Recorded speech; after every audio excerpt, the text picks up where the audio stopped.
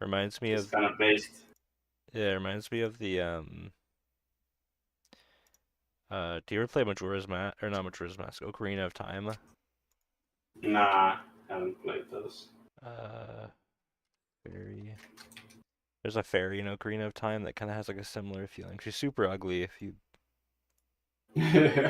look at her now, but posted in Hangout.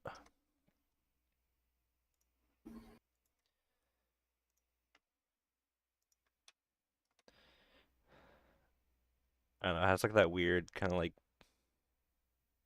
Japanese kind of feel, I guess. Japanese fairy. Oh yeah, I can see the similarities. Yeah.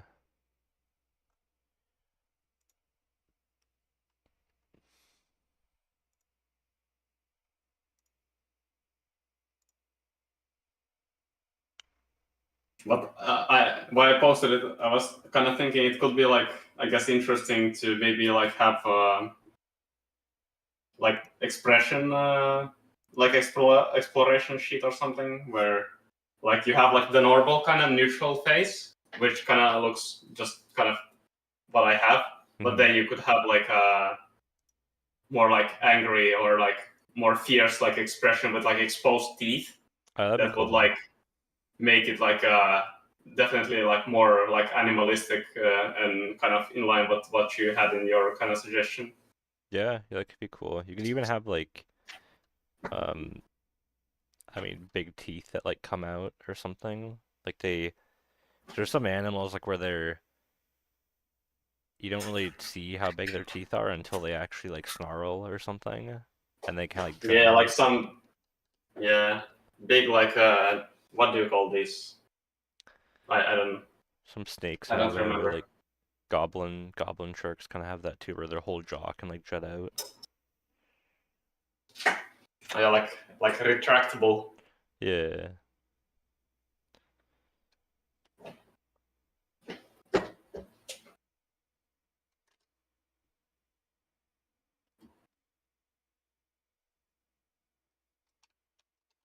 I'm gonna try it, your thumbnail approach.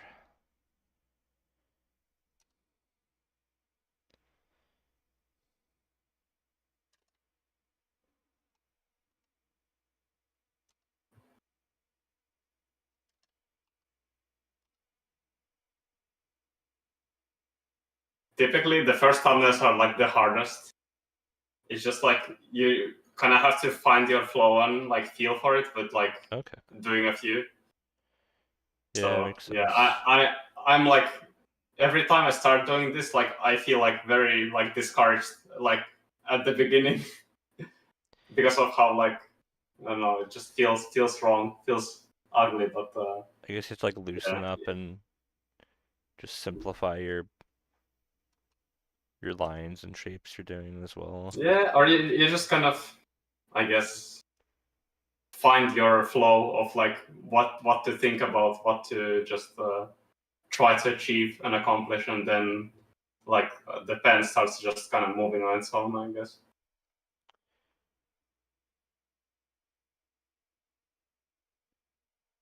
I'd like to make this a habit to always do, because I mean, it just seems so useful. Yeah, I mean, Paul Richards has the whole like blog on it, right? Hmm. The thumb war.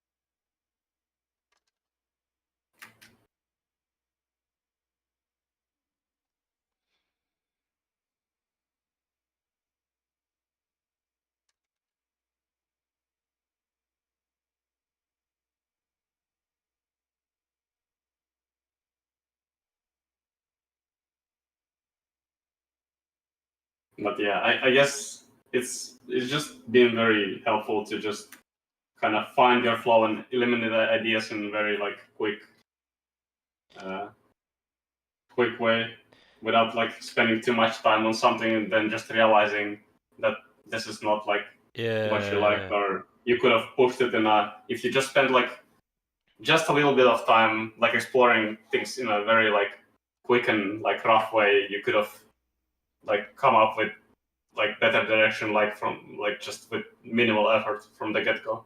Yeah, just figure out those very big things ASAP.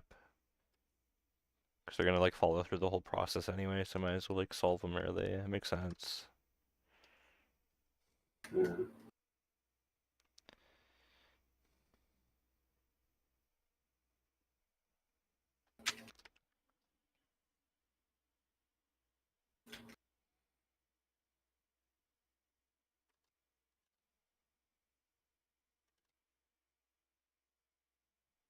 Yeah. I mean, I see like how you can do perfectly fine without that. Like I think there's definitely like a world where you can go overboard with that kind of stuff, but it's just about like knowing what you want to do with it, I guess, and the purpose of like doing what you're doing. Hmm. Because I don't think you have to like do thumbnails literally for like every single thing you ever do. I think maybe That would be like an it overkill. depends on like um familiarity and like how comfortable you are with something maybe.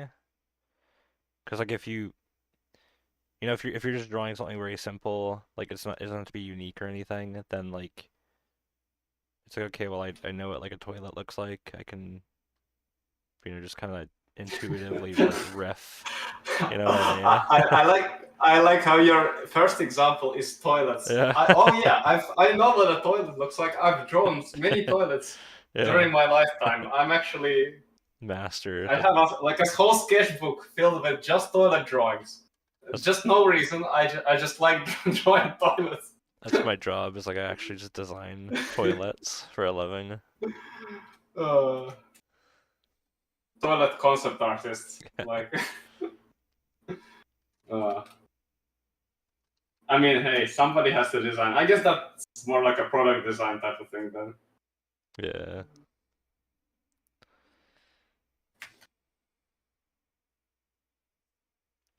Just imagine one day this some company approaches you with like an offer you cannot resist, but it's like you have to design a toilet for some rich guy. Yeah.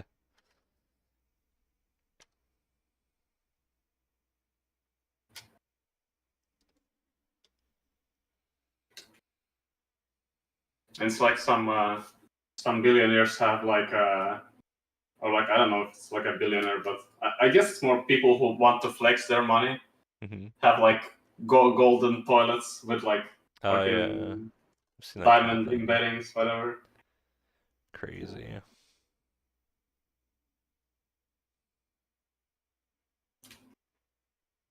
Yeah, you have to be crazy to have something like that. I agree.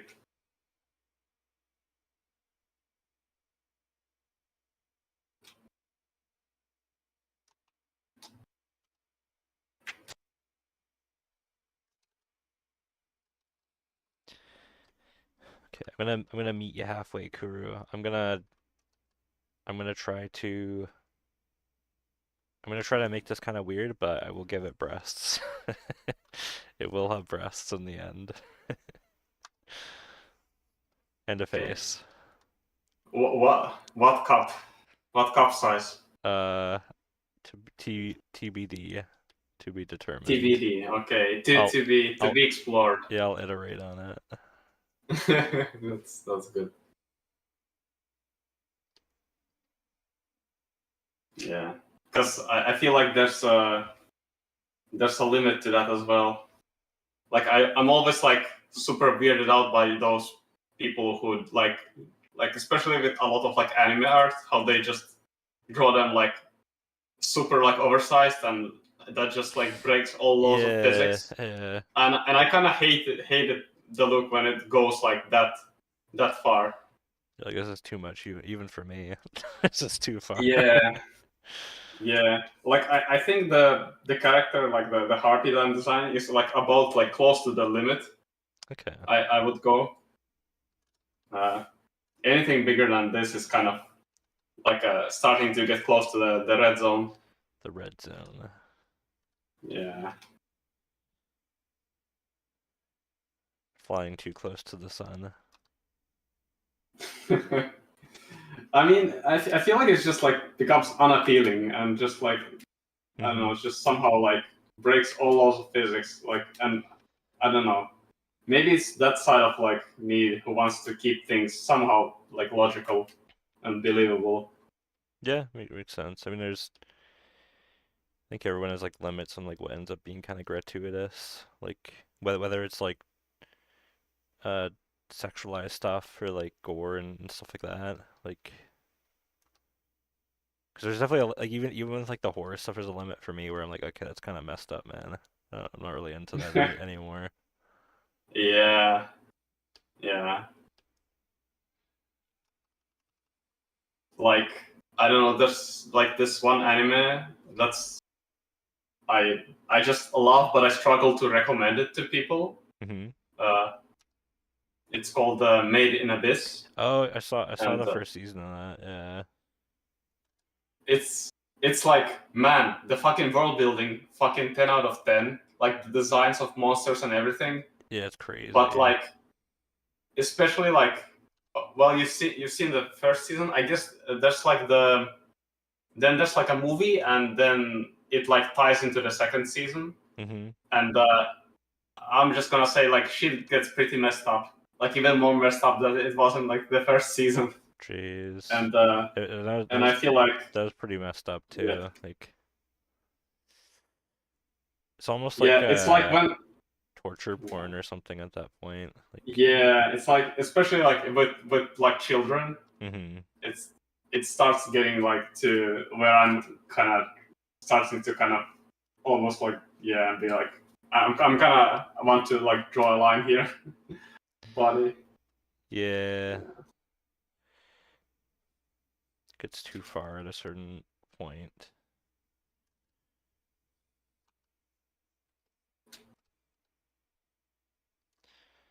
Yeah, but I I feel like, absolutely love the anime. I got like a art book from Japan, like with just all the designs and like a lot of like frames and whatever like from the show. It's like great. oh, that's cool. But yeah, you were saying? Yeah, I feel like I think a lot of things, even like the news feels like, I don't know, it like I can't really watch the news much because it feels like it's just misery porn in a way. Like it's just always bad stuff. Like I feel like there's a lot of stuff like that, honestly.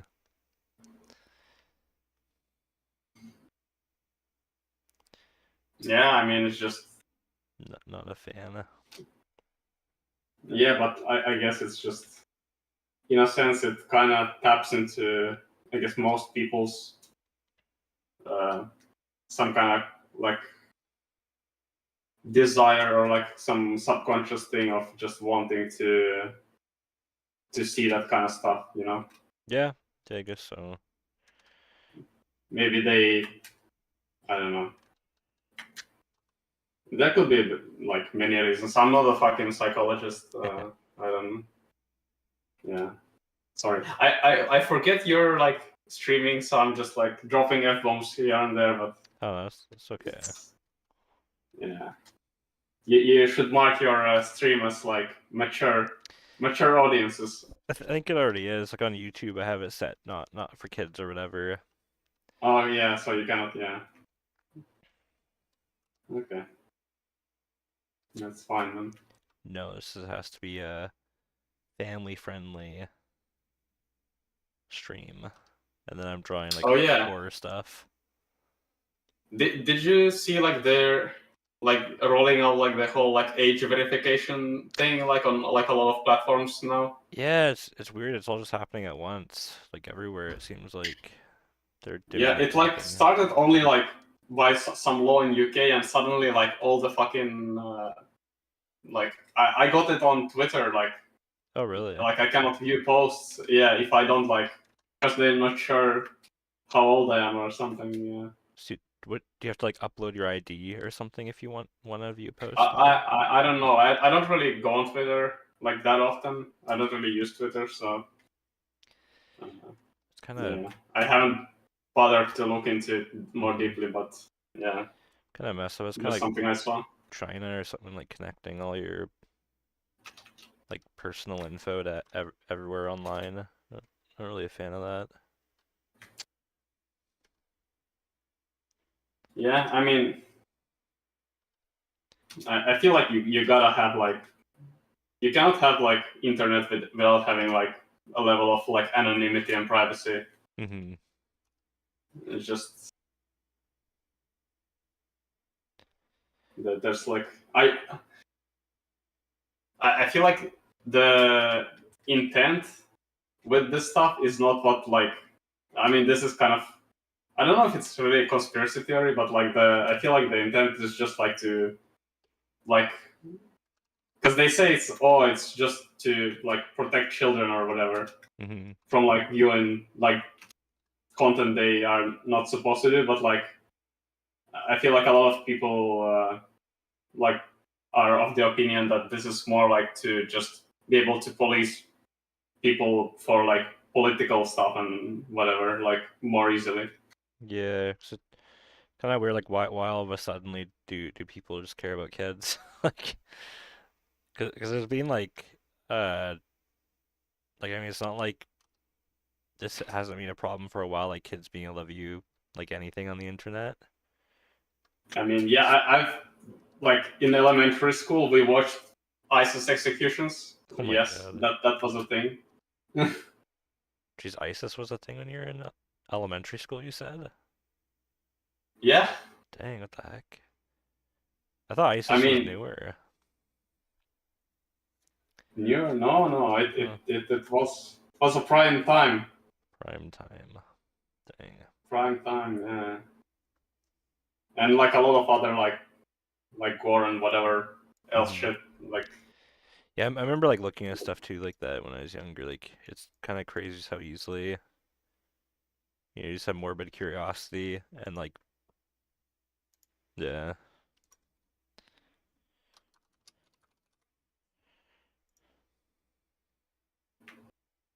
yeah. But it's just like yeah, I don't think this is like why they are doing all this like ID stuff now. And even it's not just that. Like even with like Steam, like removing a lot of games. Oh, Have you seen that stuff? yeah, that sucks.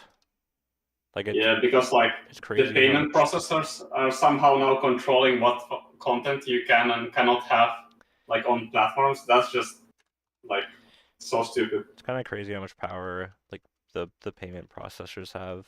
Like they basically dictate them and like web hosting services basically like dictate what you can see. Yeah, like I think Japan had a lot of like problems with that, just like like for the past like many years with like them censoring like manga and anime. Dang. Uh, yeah, and yeah, I don't know. That's just but they're like a whole country dealing with this stuff, so they're I guess better equipped. Uh, You know but you know what these like yeah, people should be focusing on is like I know Roblox finally is getting some backlash, but like Roblox is like a huge issue, and then like also yeah, I've gambling seen. and Yeah, games, like just the amount of yeah, gambling that kids are being exposed to. Like I feel like those are the things that people should be focusing on. The the internet stuff, I feel like it's up to the parents should be the ones that are like, you know, they should be yeah. I mean making that's sure their kids are not on there. it's always somebody else's fault but the parents. Yeah. That's how it feels like. It's just like yeah, whenever this shit is like discussed, nobody's saying, "Oh, what are the parents doing?" Like It's crazy, man. Me and Julia went to dinner a couple months ago, and like there was like so many kids just plopped on iPads in like the restaurant, just like plopped on their iPads, just doing whatever. And the oh, parent, like the parents are just having a dinner and like the kids on the phone or the iPad, whatever. yeah, 'cause they just don't want to deal with the kid. It's like they just like plop them on the Yeah, thing and like leave them to just yeah. entertain themselves, and like they're gonna get into trouble that way.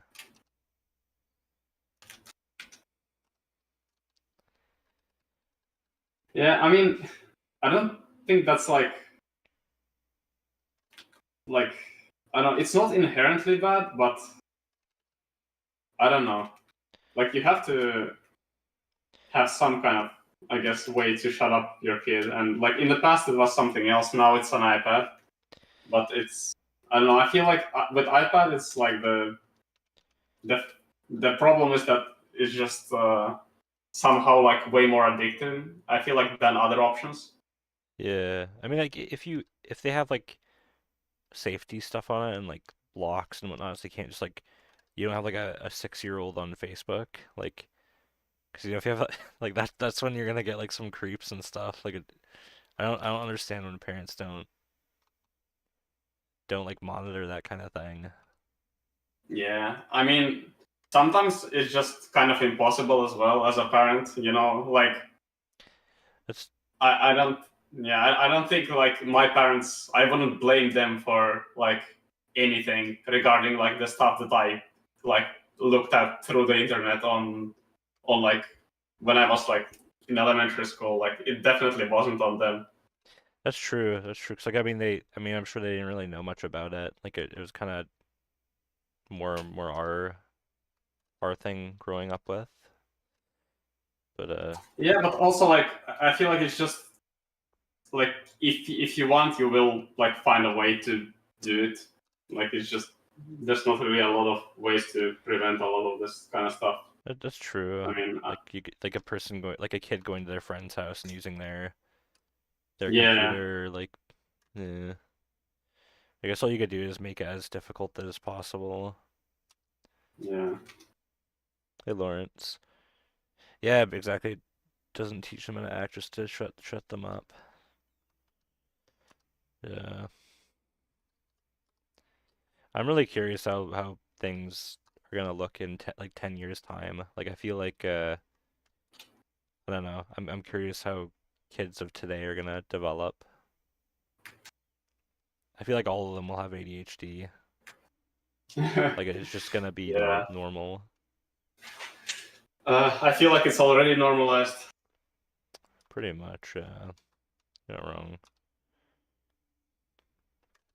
I think patience will be a so either patience will be a superpower in the future or the people that are patient will fall behind because they don't have like the mental like computing power to like do 20 tasks at once. I'm not sure which one, but Oh yeah, that's one way to look at it, I guess. one kid is like the other is like you can't play Subway Surfers and watch Twitch streams and do your homework at the same time. Yeah. I've been trying to like do this thing where I just put like just anime on like a small player on my screen while I do some like I guess not design related stuff. Mm-hmm.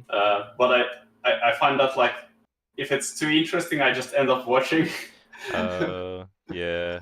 because I don't know. I've been putting on stuff that I've already like seen before, but still I feel like the shows I'm putting on are like way too good.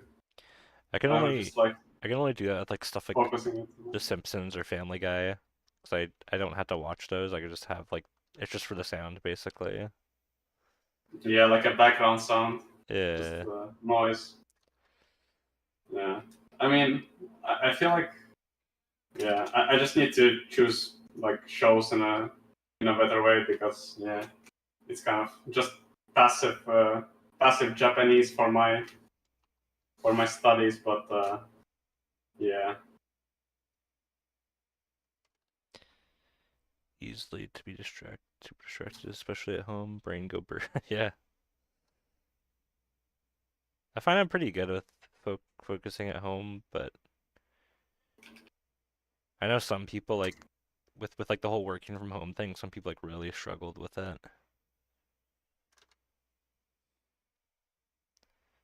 yeah. I feel like because lately I've been having some days where I'm just super like just all over the place. I'm not very productive, Mm-hmm. and I think like the best way to solve that is to have a timer, like to actually have like a ticking timer, like the one that I have linked, just with like intervals. You know, you That just reminded like me. helps you. I'm gonna put my timer up. I forgot to put it up. Oh yeah,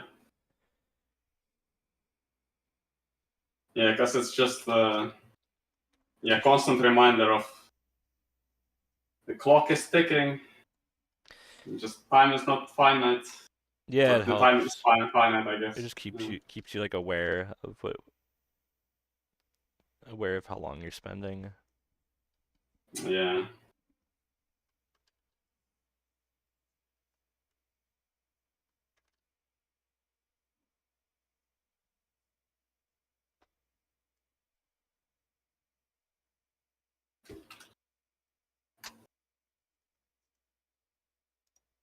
Yeah, and it's just super good because also you can take consistent breaks, and it's always good for your art to have like breaks, just to even a little bit like reset your Yeah, I'm really bad at that mind and too. eyes. Like I always just I'll get really into something, I'll sit there for like 4 hours and then yeah, I think like taking like even like a 5-10 minute like walk around would help a lot. Yeah.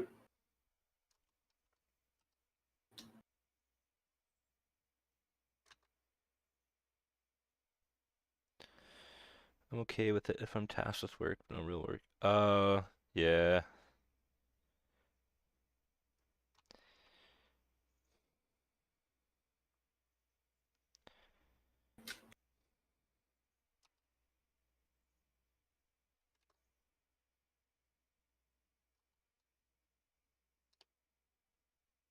But yeah, timer has been like really good because yeah, I feel like without it, I just like let my mind drift, and I sometimes just I don't know, like open a tab and it's like Pinterest, and then suddenly realize that like half an hour has passed, me just like looking at random shit.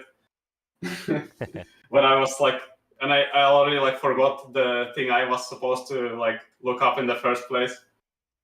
Uh, yeah, just I guess that's the ADHD we're talking about. Yeah.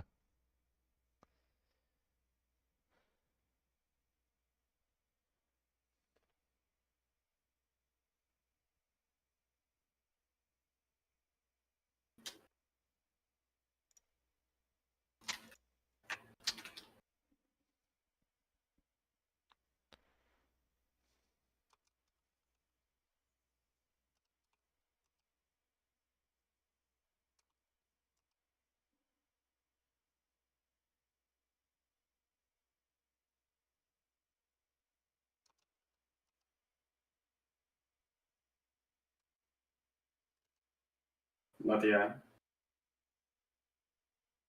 I feel like I could manage doing like work from home freelance stuff like pretty well now. That's good. I feel like I've like figured out the way to just stay productive, uh, and not get like as easily distracted, because that was like the yeah, definitely like a big issue when I tried doing it in the past.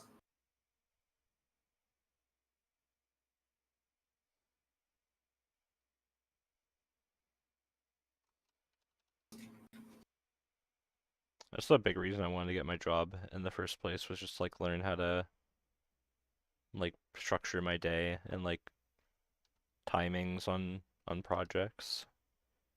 Mm, 'Cause I didn't really have like a frame of reference prior to that.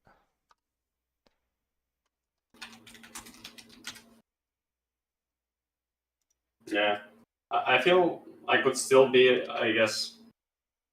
You can always like try to be better with that kind of stuff, like time management and whatnot. Uh, and especially like for freelance, I guess it's just good to be like very aware of how you spend your time, and exactly like how long it takes you to just I guess do a concept or like whatever. But that stuff is just, it can be like very inconsistent as well. So yeah, I guess being too focused on that or too strict with that kind of stuff is also just like a detriment. Yeah. You have to have like a level of flexibility. As with all things, it depends.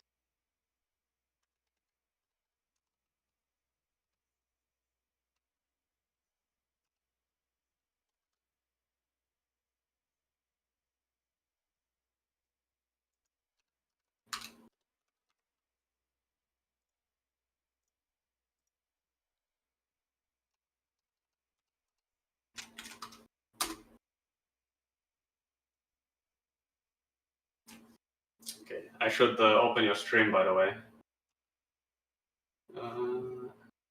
Did you post it? No, you just click my profile. I just felt like I was kind of Okay, yeah. spamming the general chat a little bit. So. Oh, you should like.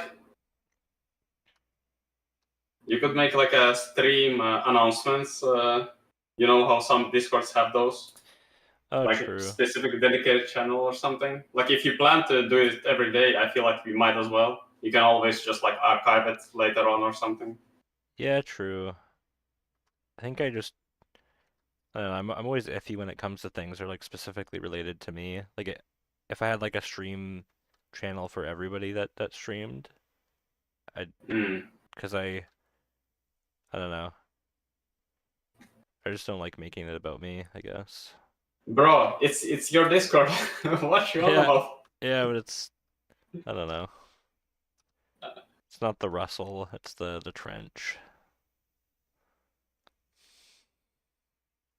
Maybe I should just get over it though and do it though. I don't know. Yeah, get over it. I feel like we've had this exact conversation years ago. Yeah. Actually, like it turned deja vu Yeah. a little bit.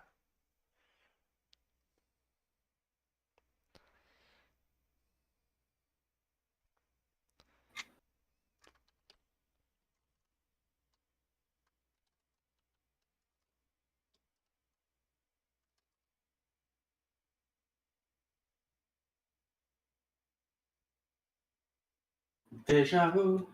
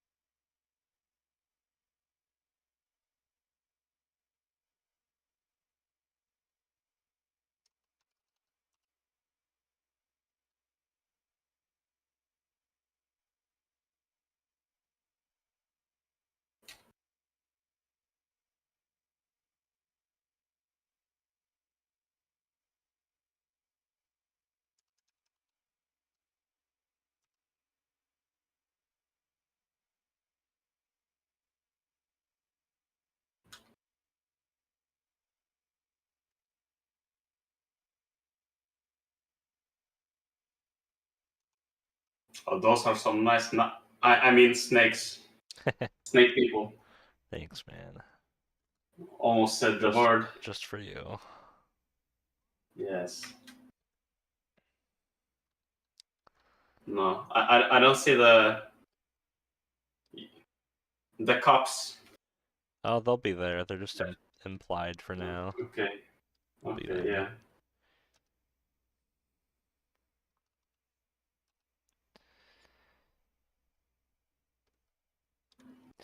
Looking at Cobras, 'cause I kind of like I like that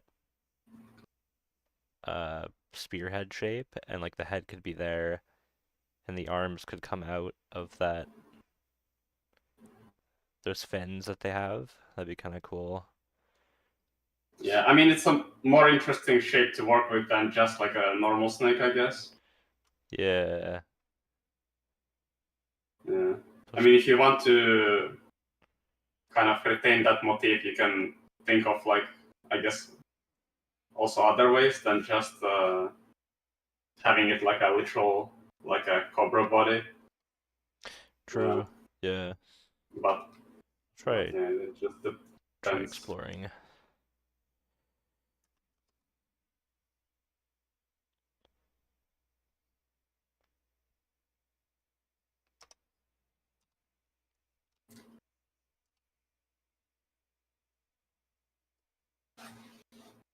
But I kind of like what you have with this thing.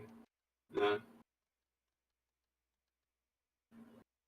Yeah. Often I don't know. I do this thing where I like if I plan to make changes, even if it's like a thumbnail, I just duplicate it and I just have it like the old one on the side, so I know I can always go back and just keep the original as well.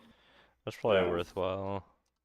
And it's especially like I guess with thumbnails, it's also efficient. You don't always have to like do things from scratch. You can just build on top of like ideas very quickly that way as well.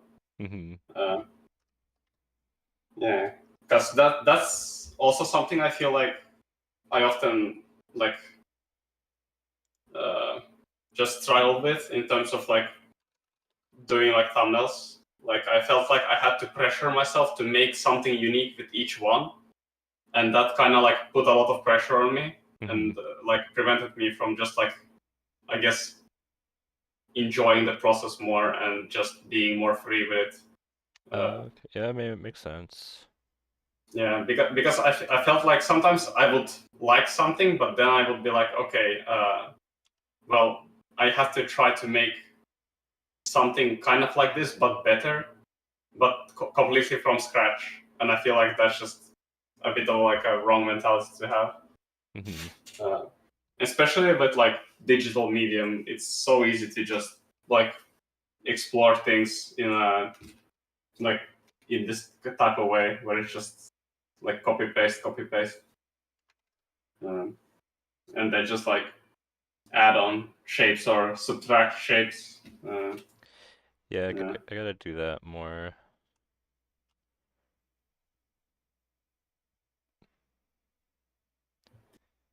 Yeah, that's my motto as well with everything. I gotta do that more. Gotta do that more. Yeah.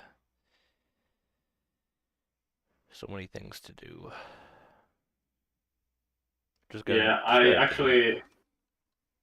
actually made a list. I think this morning of like the things I still want to do for like Oh yeah. I guess not just this challenge, but like kind of just art wise in general. That like I haven't really like gotten around doing yet. Like I really want to do like a proper like I want to do like a castle, like a big ass like castle, like proper castle design with just a lot of like detail and like thought put into it. That'd be cool. Yeah, I was thinking of like saving it for the like the war region. But yeah, I don't know, just yeah, there's like so many ideas that I just started also kind of thinking of. Okay, well, I'm not gonna like do it right now. I'm just gonna save it for later, and just kind of try to think what's like the appropriate, I guess, place in this challenge to kind of do that. You always keep in like your back pocket. I have a few things like that I'm have in my back pocket for later to maybe try. Yeah.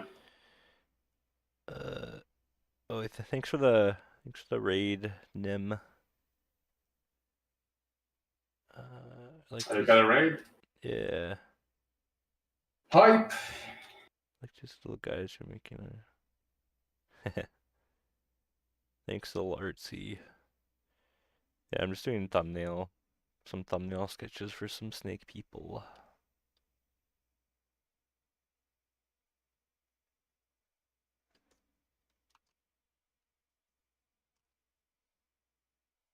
Come on, Russell. You have to sell it more. Like make it more exciting. I can't. So I did that one little art tip video thing, and Right. I asked Travis for feedback. He's like, "Oh, you should say like," he's like, "Oh, you should say have fun at the end, and like I was like, I feel like I sound like I'm gritting my teeth, and it's just super monotone. Like, man, I don't think I can do it. Like, I can't. I kept it in there, but Uh, I don't know if I'm gonna make that my thing because it just Hey, too Russell, forced. it's easy. You just like every morning when you wash your face in the mirror, you just like practice. Yeah, just Just practice trying to be more emphasis on my words. I'm talking. no, just like look yourself in the mirror and just repeat like have fun, Have have fun, have fun, fun, have fun. have fun. Just no progress. I think I just have to accept I'm a monotone person. You're like already so committed to this thing. Might as well go Yeah, full in. yeah.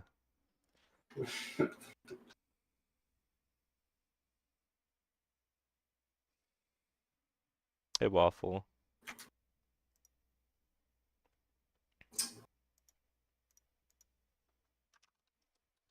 Oh yeah, I forgot you're multi-streaming, right? Yeah, I'm on YouTube and Twitch. Yeah.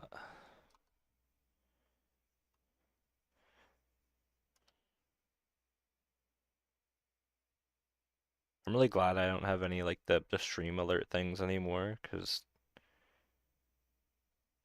man, that would be so distracting. I don't know how I did it before.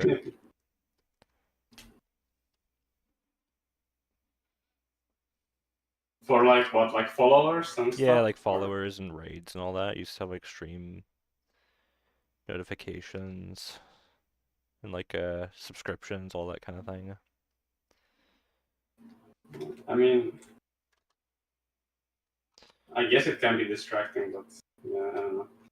I feel like it's just like everybody does it a certain way, so you kind of like just follow that lead and just do Yeah, the things in the same way. I'm gonna be different. Unique I'm and gonna do it. special. I'm gonna do it my own way. Just zero effort. Zero. No fucks given. No Yeah. thanking followers. No thanking subscribers. Like if you wanna watch, you can. If you don't, you don't have to. Yeah, exactly. Yeah. Just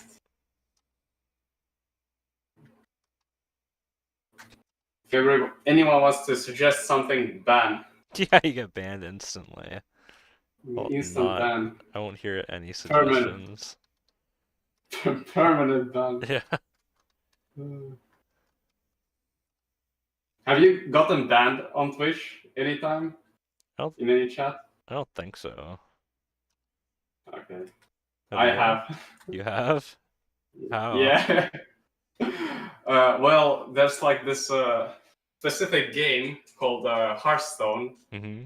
and the thing is, a lot of backseating is typically taking place, Uh. and and yeah, I've gotten on the train a few times, and I guess gotten unlucky by being like singled out Oh and no. just banned as an example. Your favorite streamer calls you out too, and basically, look at this idiot backseating me. I'm gonna ban him. Yeah, actually happened. Really? Actually happened. Well, not really favorite streamer, but like I got into like I guess a month ago I got back into Hearthstone for a while because Forsen, if you know him, like Mm-hmm. started streaming it. So I was like, oh, I used to play like a lot, so I just like decided to like try it out and like play some arena again.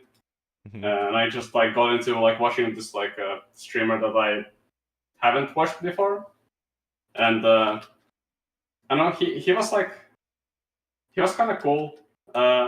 He was I did notice pretty early on that he had this tendency of like going off on people for like very minute things, Oh. seemingly like pretty like short tempered like personality. Uh, Mm-hmm. And I even had to like, I know it did become like quite annoying sometimes. So I just like I had to like close streams like sometimes because it's just like was getting like to my nerves. But yeah, I don't know. It was like this game where he won like the game, but he was like getting mad at people in his chat Mm-hmm. for like I guess pointing out things like after the fact that he could have like played better or something.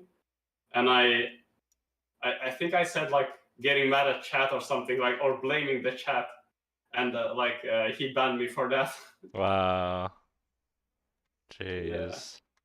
and he it was like also like he then like went on like and like rub it in even more because he was like, oh, we have like this, by the way, we have like this getaway or not getaway giveaway or whatever. And Mm-hmm. I mean, you cannot participate if you Wow. cannot like type in a chat. Oh no. And he like rubbed that fact in even more, and I was like, okay, fuck this guy. I'm like, unfollow. I'm not Jeez. gonna watch this guy anymore. Like you can go like eat shit, Yeah.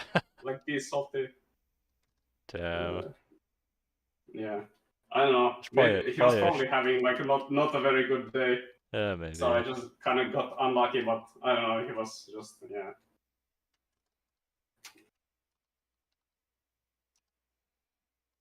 I mean, I kind of get it though. It's like, I mean, at the end of the day, it's like it's your own stream, right? Like Mm-hmm. you are like the king of your own stream. You have your own rules, whatever. Yeah. But yeah, I don't know. It's up to you what kind of like image you want to put out there of yourself and what kind of community you want to cultivate. Yeah.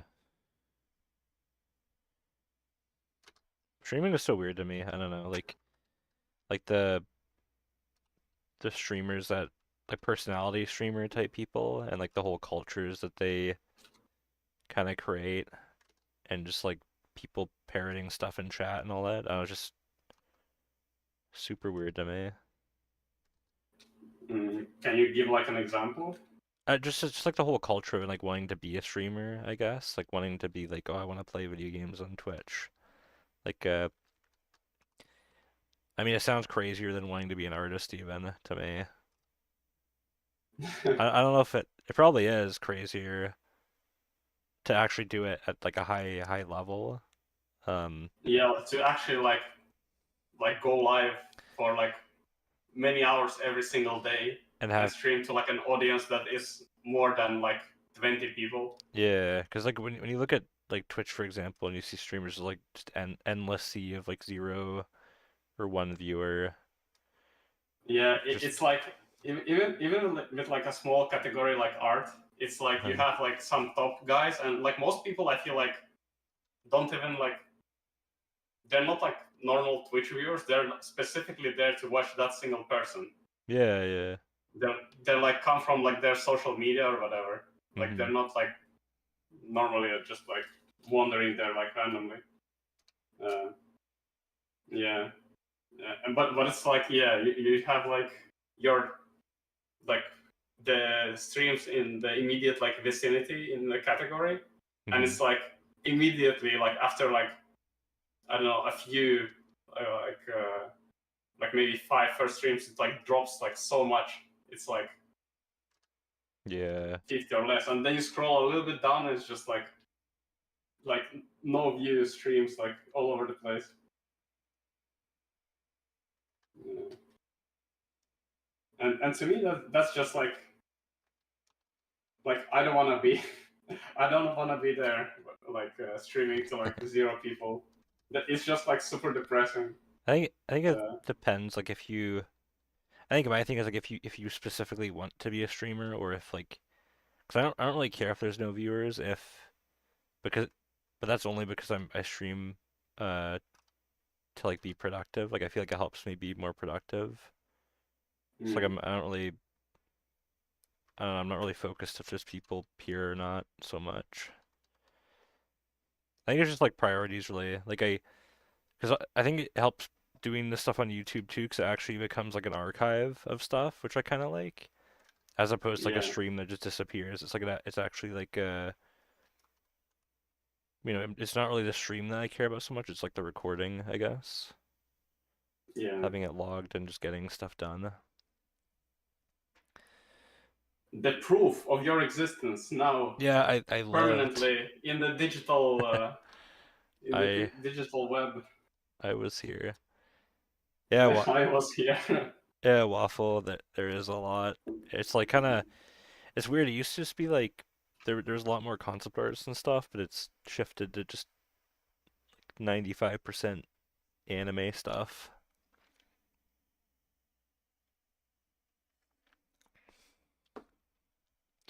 Which is why Are when you on I Twitch? yeah, on Twitch, which is why when I started it like a week ago, I was just streaming on YouTube because I don't really feel like I fit in on Twitch, but I figure like I'm trying to maximize my efforts, so I'm like, okay, I'll just like do like a multi-stream and then like uh yeah, like I don't even have Twitch open, it's just like the chat pop out. Yeah, be the change you want to see. Exactly. Yeah, So that's exactly what you said. I think somebody mentioned that uh like it'd be cool to see more horror art in Twitch. So I don't know, maybe it'll stand out too. Who knows? People will be Yeah. like, oh, what the heck is that? Yeah, I don't know. I feel like if I were to stream, it would have to be like kind of like this, where I also just have already like somebody to hang out with, and Hmm. not just me like sitting there trying to like chat to like myself, basically. Uh, Yeah, I mean back in the day, like I always had a streaming buddy, like way back when studying. It's like there'd be multiple people all drawing and streaming together. It is more fun. yeah, yeah. I feel like it's just like way more motivating, and yeah, you don't have to just be there by yourself.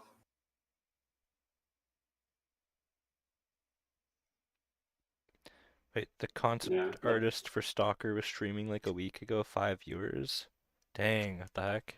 I don't know who yeah. they are, but that's really cool.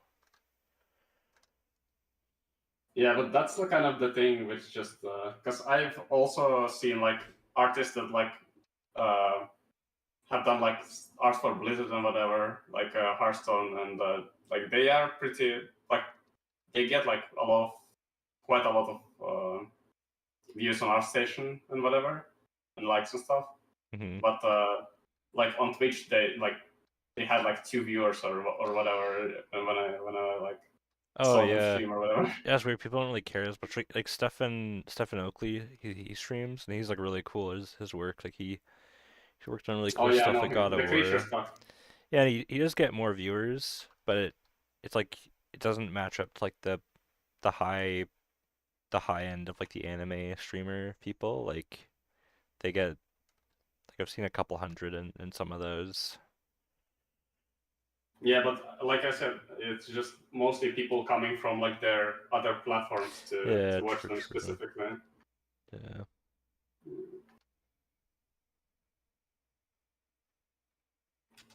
Because yeah, I feel like that's actually like the optimal strategy for streaming is to actually like build a following on like some other social media to then kind of attract people to your streams and kind of boost your streams that way. Hmm. Uh,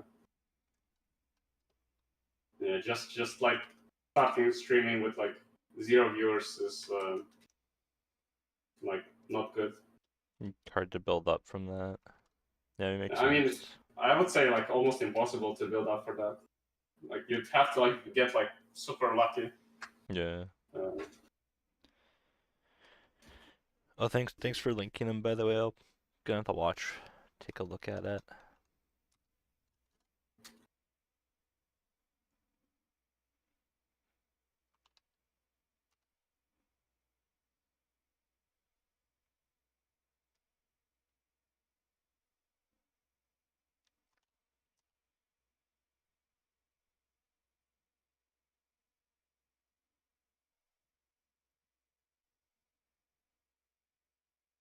oh yeah, I saw you invite like a guy to the Discord. Was he from the stream Yeah, or something? he was on YouTube yesterday, and Okay. yeah, he wanted to join.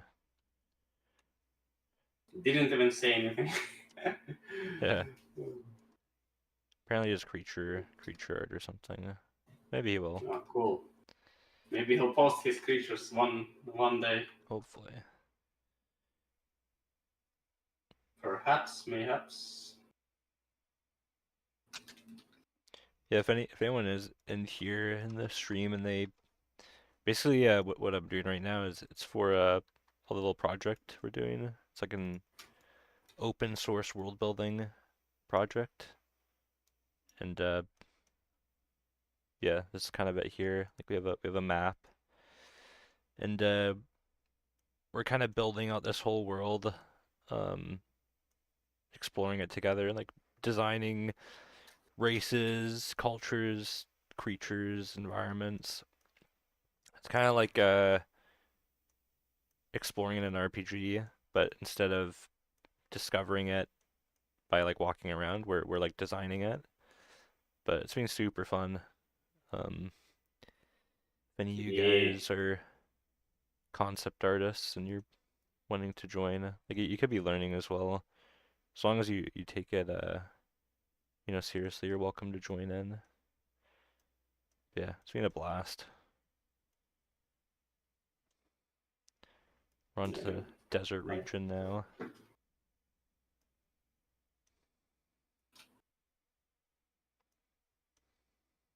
show them your zombies.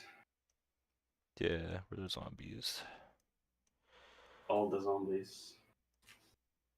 I need to finish them still, a couple of them.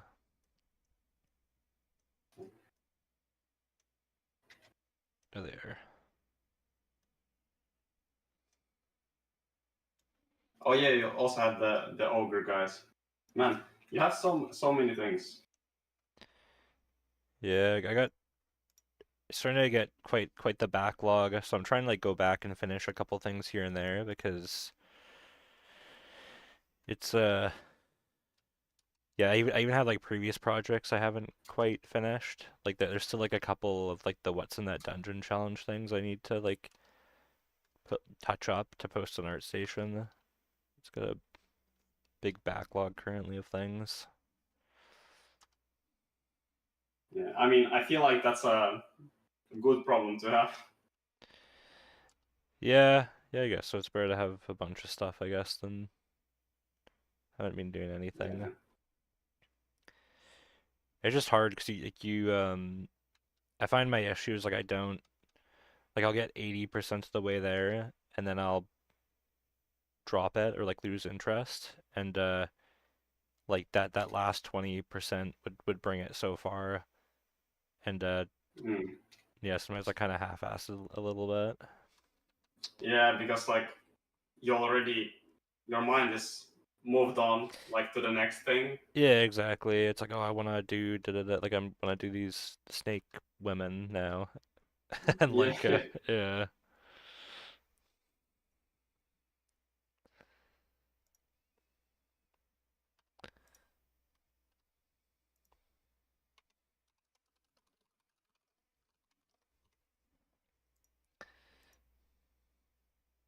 happens all the time to me. Yeah, I think it's a common artist problem because we're always like looking at the next thing. We like want to get back to sketching and designing and like that refinement phase isn't necessarily the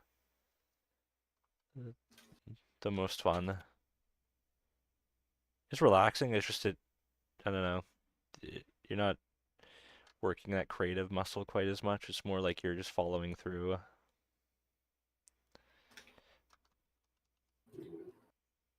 I mean, I have like so many abandoned projects that I know I will never go back to.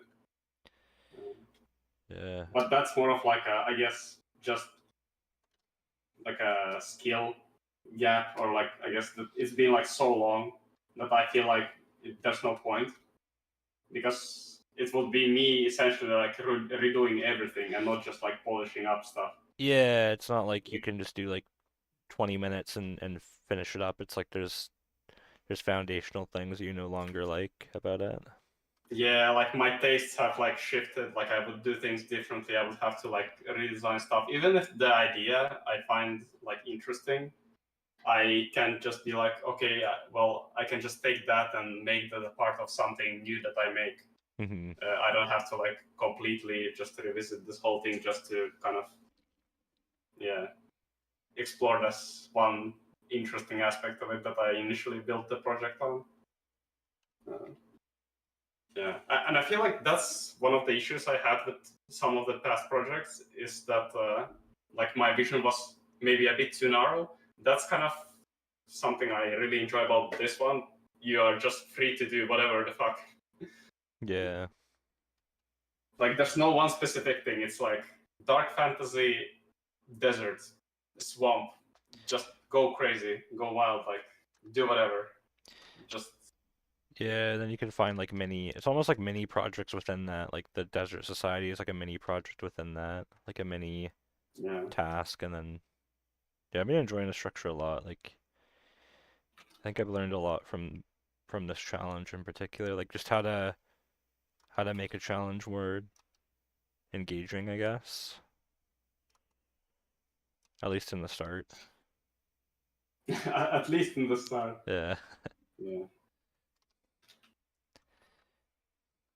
Yeah. I mean, I've definitely been engaged, uh, Yeah, same but here. I feel like a lot of like I don't know, just there's like always so many moving parts to these things, and like there's always parts you cannot control really, like people getting busy with stuff and like or like losing interest and doing their own thing. Yeah.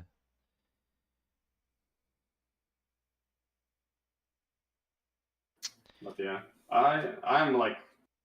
I'm still like very much enjoying this thing, and I have like a huge backlog of things I still want to do and explore with like future regions and whatnot.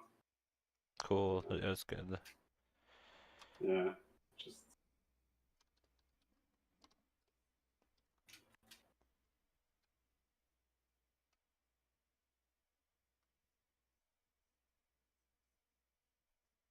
yeah. If anything, like I think the biggest thing that I've learned from this challenge so far is just like how to like do personal art. I guess Oh yeah. that's the big thing. Uh, Like in yeah. what way? Like how to do personal art?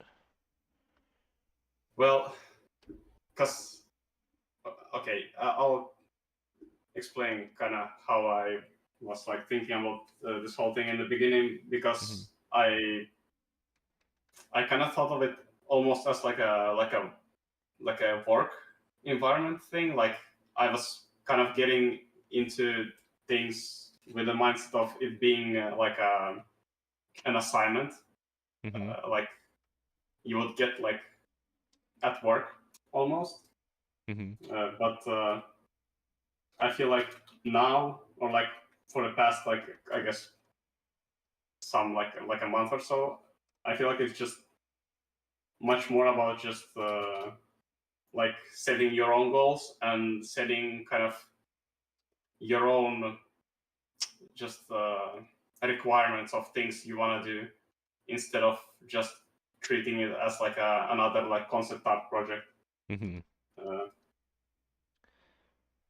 It's like more like you're dictating things rather than uh like the work industry dictating it, like how things should look and whatnot, like benchmarks and yeah, and also just like thinking of it from the point of like what I want to do, what I want to create. Uh, like instead of just it being purely like a concept art assignment, as I kind of thought of it in the beginning, because that's kind of I guess that's kind of the prompt, right? You're like designing this world, all this like displays and whatever. hmm. And I mean, in a sense, it is all concept art, but also it like doesn't really have to be, or like I don't know. It's just I guess the definition of like what goes into world building project has changed a little bit in my eyes. Oh, okay. Yeah. I don't really think of it as like a designing stuff for like production, Mm-hmm. but more of like creating things that are like just interesting and fun without necessarily them having to be made into like functional game assets and stuff. Yeah, it's more like that. I mean, it's kind of a difference between like the production pipeline and then like the blue sky phase where like you're just not worrying about that kind of stuff so much. It's like we're purely focused on idea and not really so much Yeah, like technical limitation. yeah,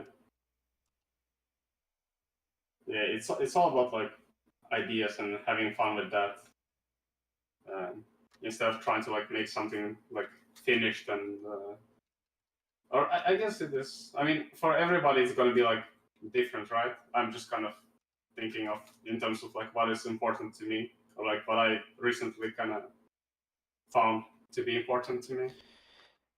Yeah, that's one thing I like about keeping challenge like this kind of stuff open too, like the challenges as far as like the actual like what it's meant to look like. So I think it's gonna depend on everybody differently. Like what are your goals? Like, do you want to do more finished stuff? And yeah, you could use it to do that. Or if you want to focus on ideation, you can use it to do that too. Yeah, and I feel like that's kind of where I maybe made some mistakes in the beginning with like making those kind of templates and whatnot as well. Hmm.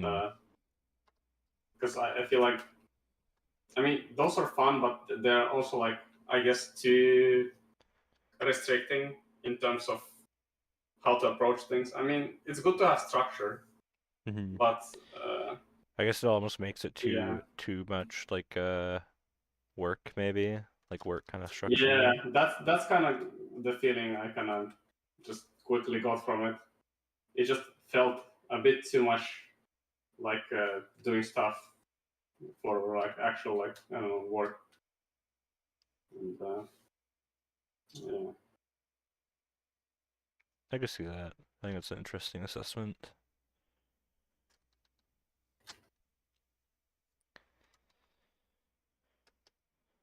yeah, and especially I feel like it's also maybe a mistake to try to dictate to people how to do things. Uh, Um, how to do like in what way? Because like I like well it wasn't like I guess it was more of like a suggestion or whatever, but like Hmm. in terms of just like making templates and whatnot. Uh, Oh, okay. Yeah. Yeah, it's an interesting balance. Like, you want to dictate enough that everybody's in like it's cohesive and everybody's working kind of on the same thing, but you want to keep it.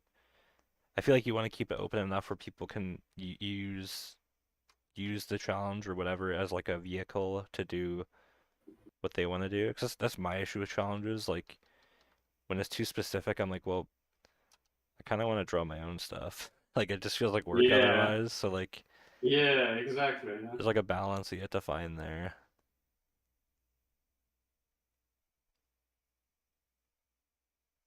Yeah, you have to give people the freedom to just yeah make what they like, but with like certain restrictions that make it fit the challenge still.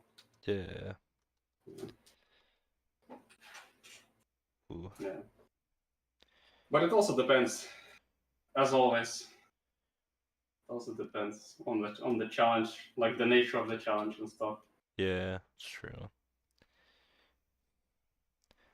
I'd really like to turn the old challenges into like a teaching thing someday, like the Monster Hunter one and like the horror one. Like I feel like those are really good portfolio projects and like I almost think of them as like modules. If I ever do like a mentorship or something, I'd like to like format it like that, I think. I feel like those were really pretty solid. Even though there wasn't like Hmm. that many people that joined. Like I don't think I had followed those quite as much. So Uh, how would you turn that into like a teaching thing, like I don't know, like a video um, or like a like just like explaining your process or what? like a mentorship type of thing on like process and like working, because it like the structure is very much that of like a work kind of project. Like you have like a brief and like Mm, a set of deliverables. yeah, So it'd be like building a portfolio project with like a mentee or something. right.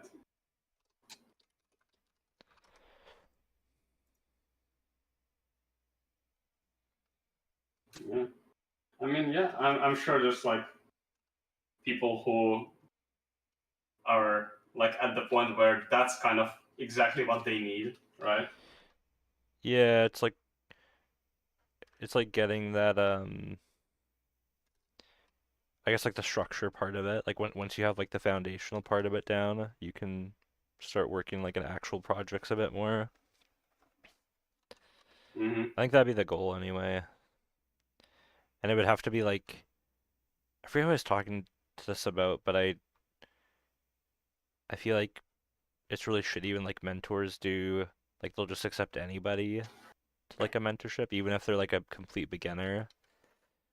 And in one way I get it because it's money, I guess, and they need to pay the bills, but then like if you have a complete beginner and you're trying to teach them like concept principles and they can't draw, it's kind of putting the cart before the horse a little bit.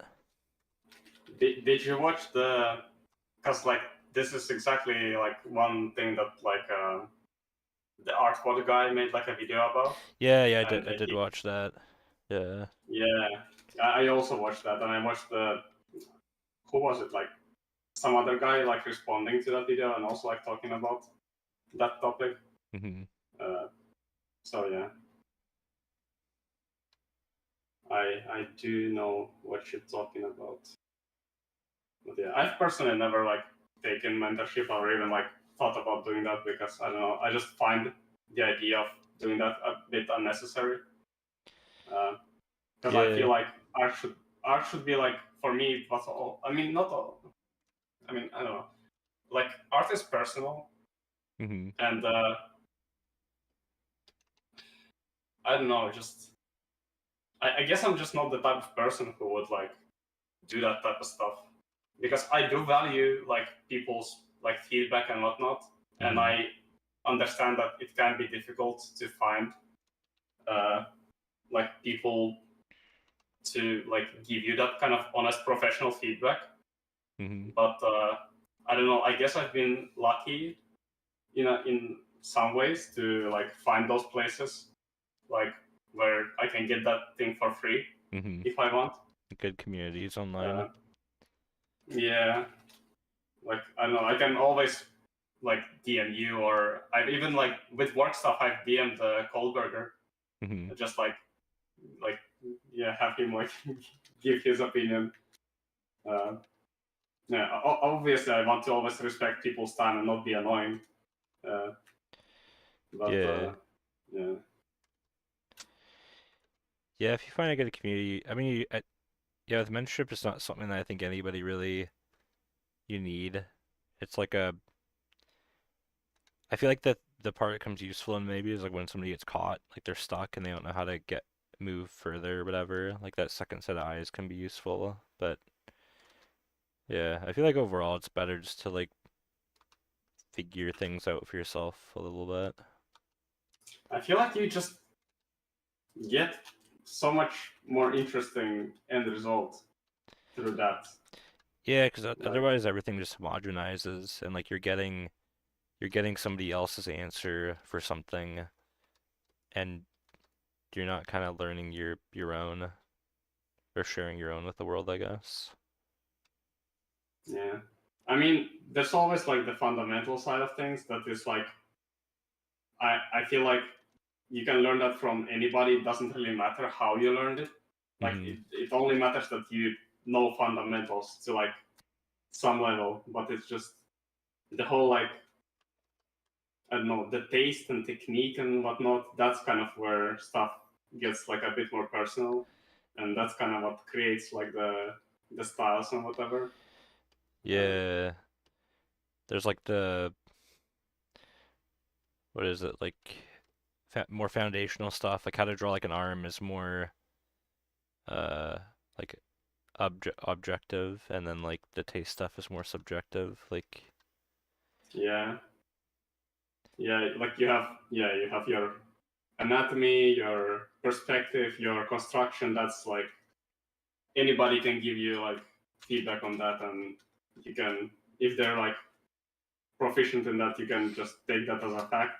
But mhm. if somebody tells you about like, I don't know, stuff related to maybe just design or like taste, or just like more subjective, or like storytelling, that's just where it can get like much more muddy.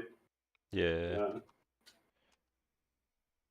It's interesting. Like I think I was mentioning this to you before, but like I was saying like I don't even really know what is good anymore. Like uh like I know what I like, and actually sometimes I'm surprised by what I like too. Like sometimes there's like a like I've I know what I like, but sometimes I don't. yeah, sometimes I don't. Sometimes I see something that's like really like sketchy or kind of like wonky. I'm like, man, that's really cool. Like there's something about that that I like, even like everything I've learned has told me that this is bad.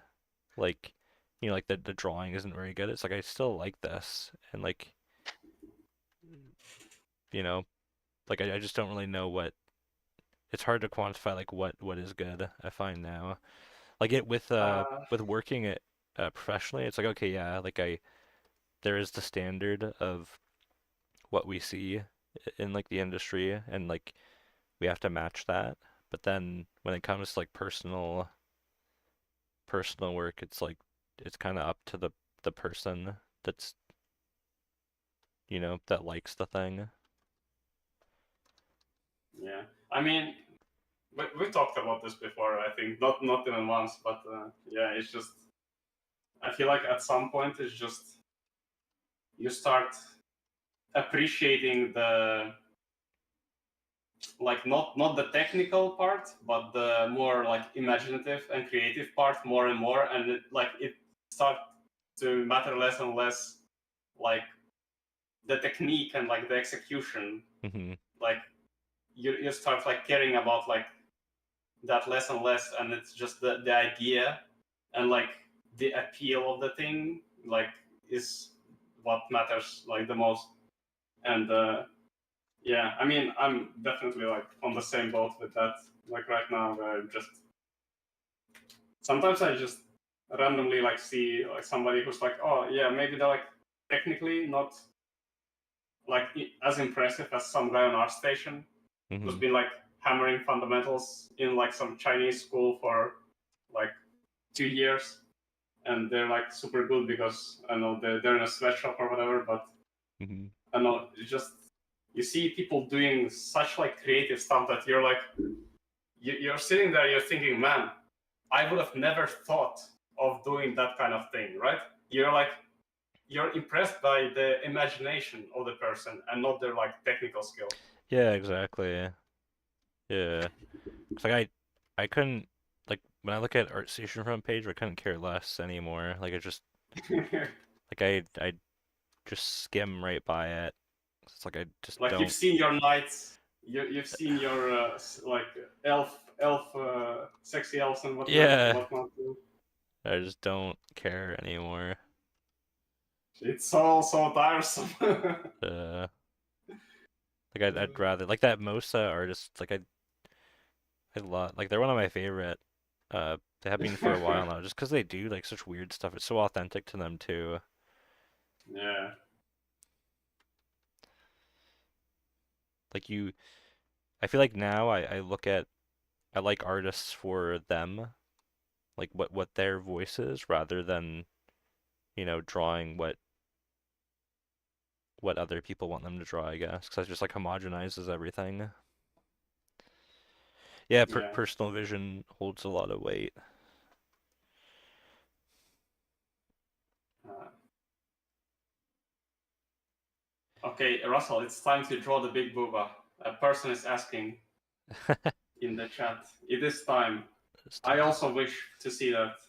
You said you would do that. There you I mean, go. I see some, but it's not big enough. I It's guess not you big have to enough. exaggerate. You have to push it. Okay, this one is a little bit bigger. Go a little bit bigger.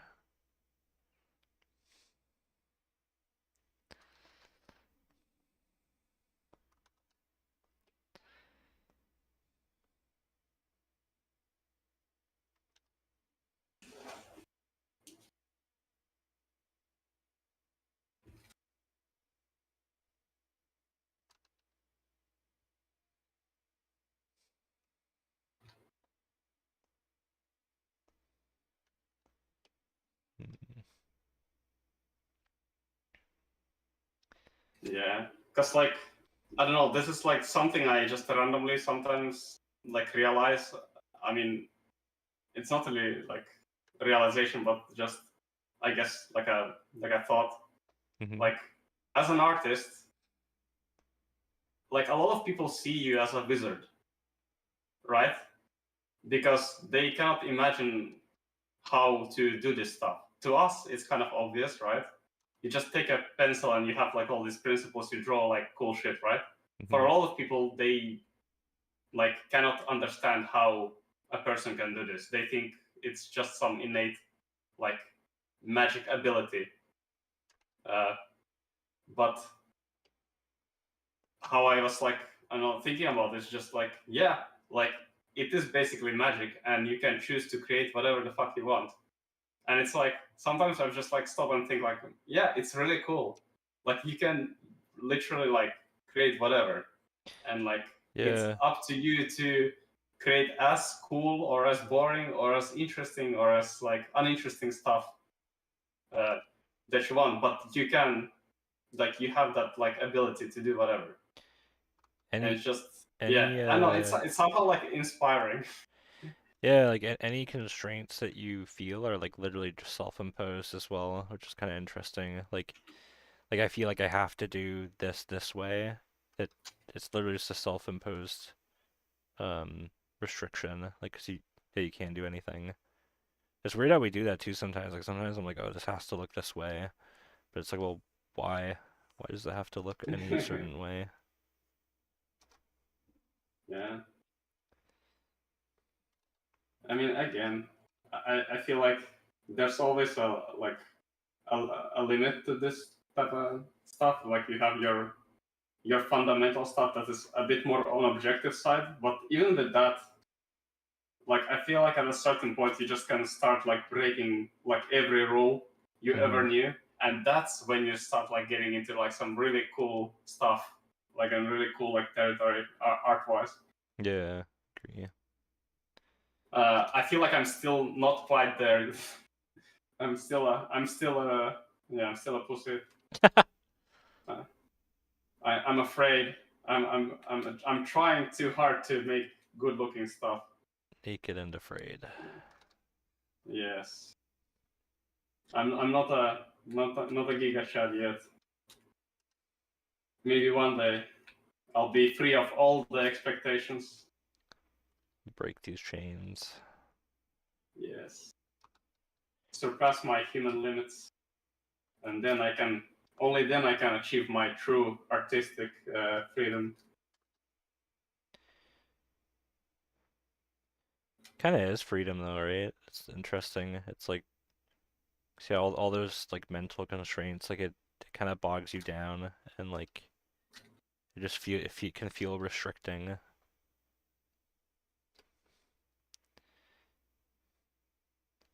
Break these chains.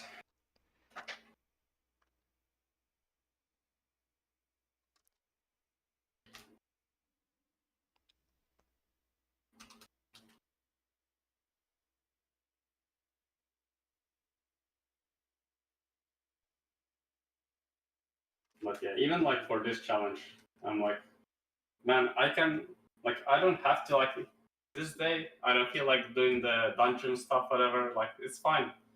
Like I don't have to do that. I can do like a harpy with big booba Yeah, and feel happy. get that dopamine hit.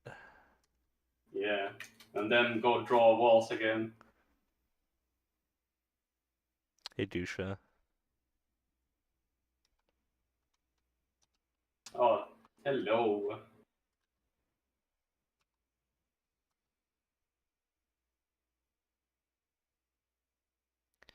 Trying to But then, imagine.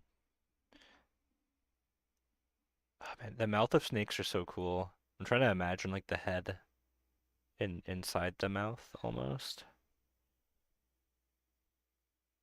oh, with this one, I was like thinking, like, is it a squid or something? Because like I saw you drawing the triangle thing. I instantly thought of like a squid tail. Yeah, it kind of does look like that. Yeah, I'm thinking like a cobra and like the Man, like what the hell? the wings of the cobra, like on the neck Did is where the hands come out of.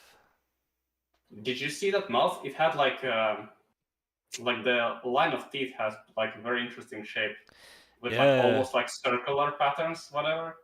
yeah, it's strange. Dude, it Yeah. looks. I need to look at more weird stuff. You're like super good at finding like weird references, and I'm always just yeah. That's one thing I need to also improve at.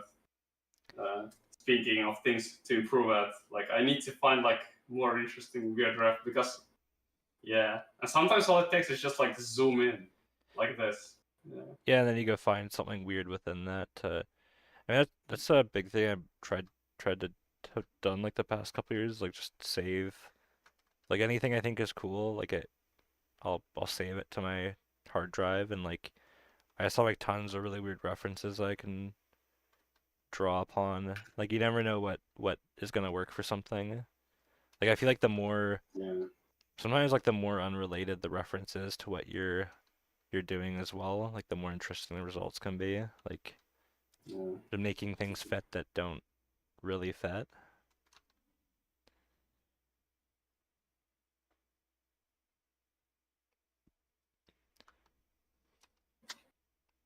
Yeah. But I mean, it kind of can be like a bit of a struggle with that as well because if you force that, like just trying to like force yourself to kind of use that kind of stuff, it can be a bit, I don't know, just I guess Yeah, difficult. yeah, I don't think you should force it. I think like I won't just like take a random reference and use that. Like I'll uh I'll have something I want to do in mind and then like I'll take a peruse through like my references and like it's kind of like just daydreaming as I look at them and be like, "Oh, like when something clicks, I might be like, "Oh, that could actually be used for this." And then I'll Yeah. pull it out and actually draw it. That way it like falls into Yeah. place a little bit better cause yeah, like there's some things that like are just you're just gonna be like smacking your head against the wall trying to make it work, and it might not even work. Yeah.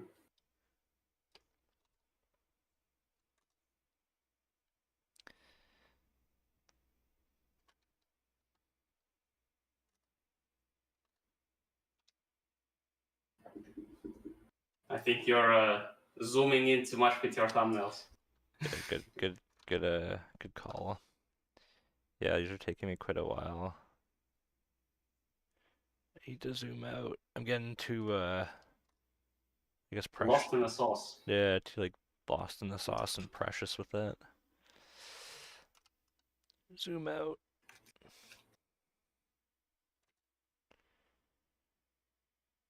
Sometimes I wish I had like there was like a zoom lock where you literally can't Yeah. zoom in. Yeah, I've actually thought of exact same thing. I wonder if that's like a plugin or something, or you could make a plugin. Uh, I guess you could just make like a super low res canvas, but then I feel like the lines look kind of weird when it's too low res. yeah.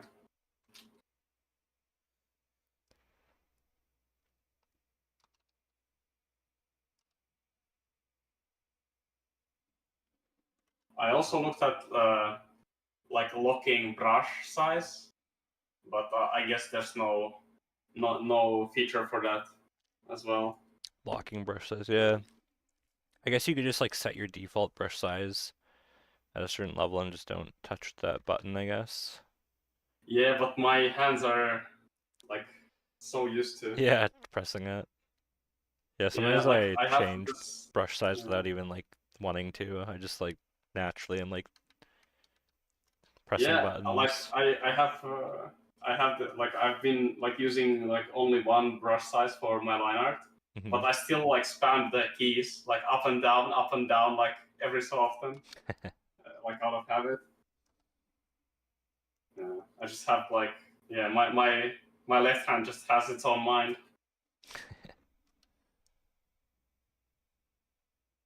I cannot control what it does.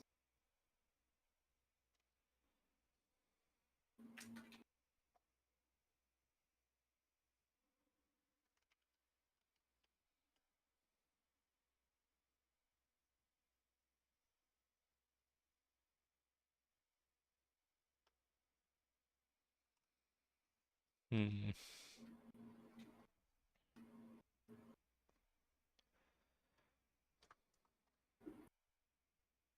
Is anything clicking yet? Kind of like the one I did last. Uh, kind of like the far right one. You like the far right? Whoa. Yeah. Yes. uh, Clipped, clipped that out of clipped and context. shipped. Um, I think I'm getting closer slowly with something. I know I want to do something with like the inside of the mouth, and then like the head of the snake is like a shell almost, and then get some cool forms on that. Yeah. And then her body will kind of be merging with like the tongue like innards a little bit. Oh. Um, so kind of be fused a little bit. Uh, but yeah, still trying to figure it out. Yeah. Your timer is 0, by the way. Should you take Yeah, like a break or? I'll take a quick break. I'll be right back. Okay, yeah.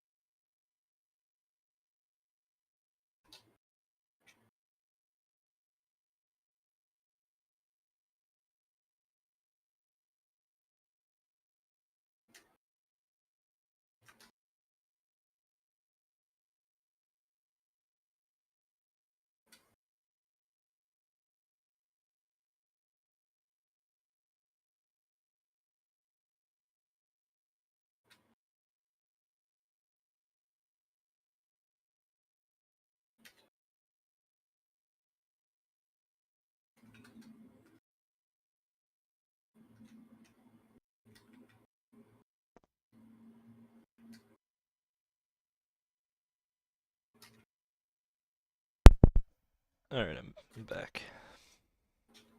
Welcome back. What did you do? Thanks. I just walked around. I went to the washroom. Just did a lap. Nice. Quick 100-meter sprint. Yeah, just sprint it around real quick. That's good. I should do that as well. Oh, just get that. Get moving a little bit.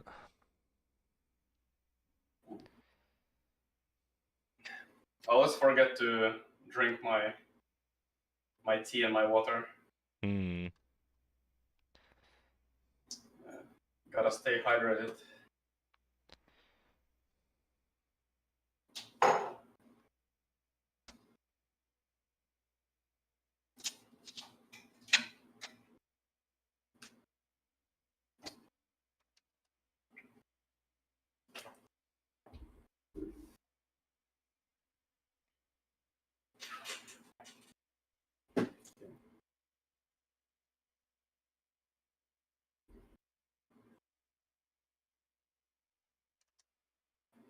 So, has your idea for these guys evolved like at all since the initial one, Um, or are you still thinking in the same kind of realm? I'm still thinking in the same kind of realm. Um, I am thinking like maybe they have some kind of like weapon or something, in the back of my head. So I'm gonna have to design that. Like, do they wear anything? Or are they just naked? Or do they kind of actually cover themselves up? Yeah. Like, what's the level of intelligence we're dealing with here? Yeah. Or are they just like beyond having to wear clothes because they just don't care? Like they're more you know. It's like a full circle. Yeah, yeah, it could go full circle where they're beyond Yeah, like human um shame or whatever. the concept of shame. Yeah. I've surpassed it. Yeah. Because like I was also thinking about that when designing like these like harpy guys. I was Hmm. like, should I like? Because I saw some designs had like some like decorations. Should they have like I don't know bone like jewelry? Like should they have like I don't know bra made of like human skulls or something? But yeah, I thought like I would take more of like this like animal like wild animal like bird approach. I feel like it's always hard. Like I tend to like the more animal approach better because like sometimes the clothing stuff can kind of feel tacked on and like I don't know, sometimes I find it just feels like it's too human in a way. Like it doesn't really suit them somehow. I mean, it depends on your like design intent, right? Yeah. Like if you plan to design like a sentient species, it makes sense for them to have like I guess some kind of clothing, or I guess that you can use that as an excuse to add more visual interest because I feel like that's just one way to like add a lot of like interesting stuff is like costume design. Yeah. Uh, I think the thing is like the clothing just needs to feel like it's designed by them because sometimes it feels like it's just like it's like designed exactly the same way like a normal human would design their clothing. It's like it just mm. needs to have like some kind of like thing that matches their culture, I guess. Like whether that's like Yeah, an but I feel interesting. like Hmm. I don't know. Like it's very hard to get like away from like the concepts of like human clothing. Yeah, Uh, yeah, it is. Like how many ways can you wrap fabric around a thing?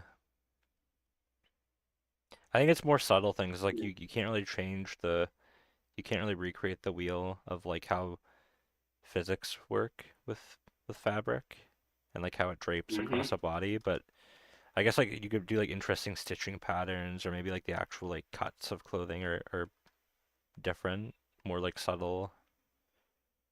Yeah, or like the weaving or how the pieces are like joined together and stuff Yeah, like that. yeah, exactly. Yeah. I mean, it doesn't have to be. I mean, I don't know. It's just there's so much like nuance in terms of like what the intent is with that kind of stuff that I feel like it's just yeah, at some point it just becomes very personal to you Yeah, and your own design goals, you're and gonna, like what you want to get out of it. Because yeah, that's kind of the realm where you kind of go out of the like objective hmm like criticism, and becomes like way more subjective, and just depends on like yeah the intent and the taste and yeah, like what your own goal is. I can agree.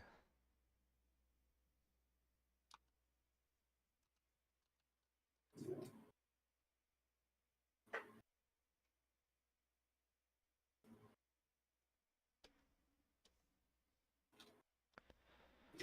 I don't know. I feel like there's this struggle to make things like unique somehow always, but sometimes you just want to do like cool stuff that feels right to you hmm and not think about things too hard. Because I feel like that, especially for me, like that kind of hindered the process almost. Okay. Yeah, I can see that. It's like over focusing on trying to make something unique that there's just so much pressure going into it and mental energy that you kind of probably aren't even enjoying the process Yeah, anymore. yeah. It just becomes like not fun to just. I mean, I don't know. Maybe it's laziness. Maybe it's something else. But I just feel like you have to kind of edge the like the comfort stuff with like stuff that interests you, with the stuff that challenges you. It's always like a balance of like a lot of things. Yeah. And if you go like too far into like one direction, it can like kind of destroy the flow and enjoyment of things. And it won't be authentic either anymore as well. Like I'm like for these I'm trying to like I was saying, I'm trying to meet you halfway and do like the beautiful babe, but I'm trying to find a way to make it like meet somewhere in the middle. Because yeah, otherwise if I just went for Bodacious Babe directly, it wouldn't even really be me anymore. It would just be like, it wouldn't really be fun either, Yeah. for me.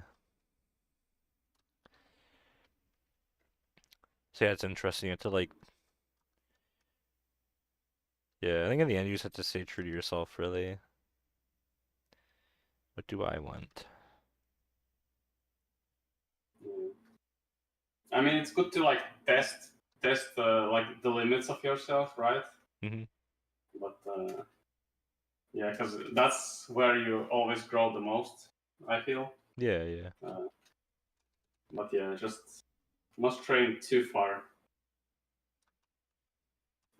Yeah, to keep things like fun, especially for like personal stuff. I feel like that's just one of the most important things is just to find like enjoyment uh, in the things you do, and try to not make it a like a chore, because Otherwise, what's the point? It's not fun. But yeah. I mean, I've for the longest time like especially like when you're like starting out, right? You grind. I mean, especially I don't know. Like I had this mindset of like it doesn't have to be fun. It has to be like just you're trying to improve, right? You don't go to the gym to have fun there. I mean, I guess some people have fun in the gym, but that's kind of the mentality I had when hmm I was like starting out and trying to like study really hard. hmm Uh, Not like 100%, obviously. Like I also just wanted to do like cool stuff, but did like a lot of things like studies. Uh, yeah, just kind of sometimes like a little bit of forcing yourself to do things can be still like really good. yeah, I feel like foundation stuff is a little like there's a different phases. Like when you're starting and you're learning, like you have to kind of grind that stuff because to me it does suck. Like it sucks doing like stuff that especially stuff that you suck at even sucks more. Like it's like you're doing anatomy and I Well, yeah. suck at anatomy, and then it's like, yeah, you kind of, it was more about like getting the hours in every day at one point as opposed to like actually enjoying it. Now it's like Yeah, I just enjoy it, so that's why I draw all day. Yeah, I feel like honestly that's like the perfect kind of point where you want to get yourself in, where you Hmm. just enjoying the process and you know you're like making gains at the same time. Yeah. Because once you get to that point, I feel like you're just it's just like the ball is rolling, and you don't have to really put any like effort into like improving because you already know like you have the like I guess the routine or whatever, Hmm. and yeah, you just become good. I mean, yeah, I don't know. Oh, You still need some input. I gotta I step out feel for a sec. you can. I gotta help with the Okay. groceries. I'll be right back in like 10 minutes. Here be. Okay, sure. Groceries.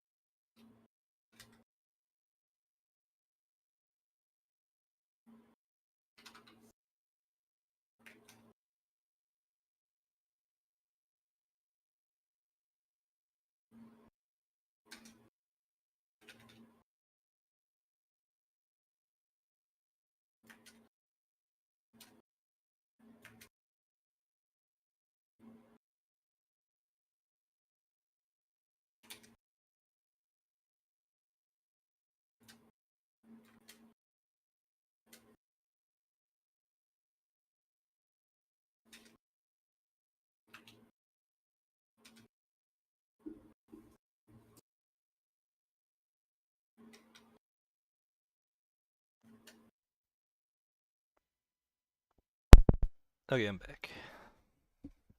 Oh, that was fast. Yeah, it didn't take too long. Got Very nice. tons of chicken. Oh, more air fryer stuff. Yeah, I got chicken wings. Um, those are really good. They're actually really cheap to buy. Just like chicken wings, when we cut them up and air fry them. Like, Yeah, I used to go to the pub and get wings, but man, they're so expensive now.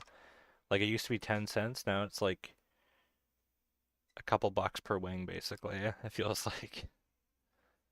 oh, 10 cents per wing. Yeah, at one point it was like 15 cents per wing, and then like it's just gone up and up over the past couple of That years. must have been like 10 years ago or something. What the hell? I think it was. I think it was actually 10 years ago.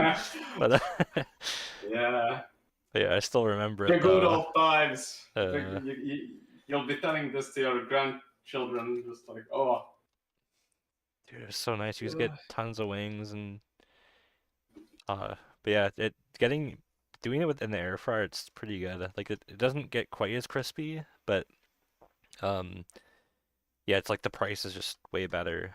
Like I mean, yeah, you eating them knowing you didn't pay a fucking like extortion price for it just makes them taste better automatically. yeah.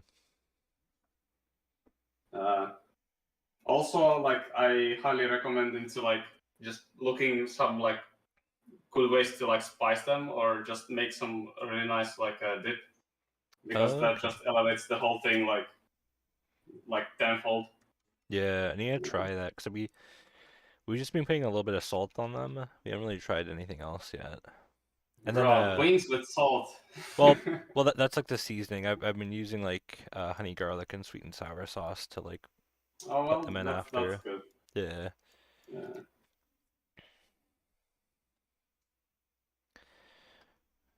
Okay. Yeah. I gotta think about this for a sec. All right. Yeah. Put on the thinking cap. Um,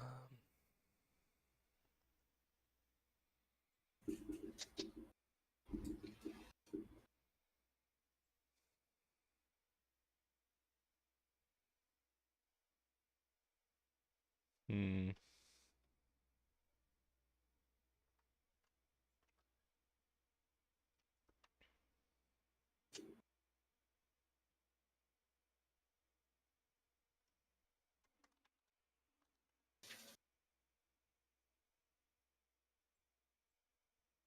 Maybe think about like what is their kind of role in this whole thing.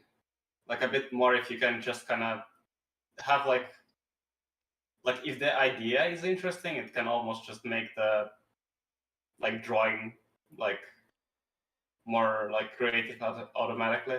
Yeah.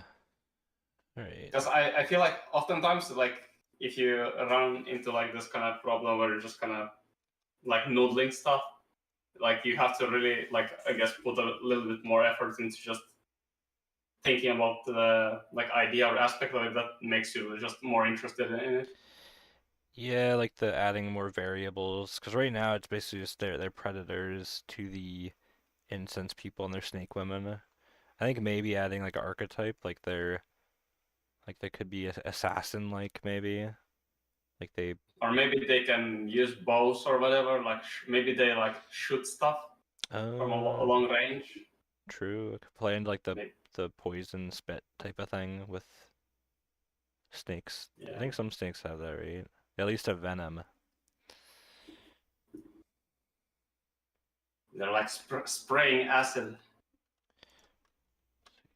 Venom.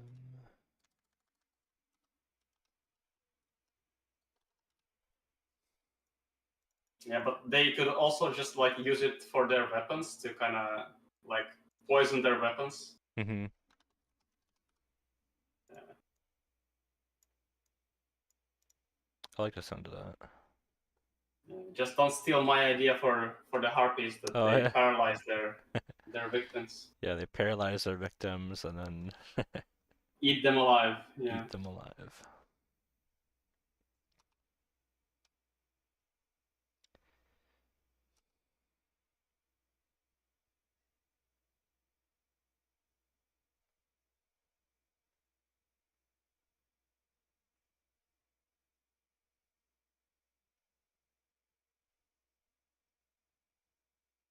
It's very body horror-esque, but I'm thinking of like the actual mouth is literally a woman's body, and then like splits into like it opens. That might be too wacky though.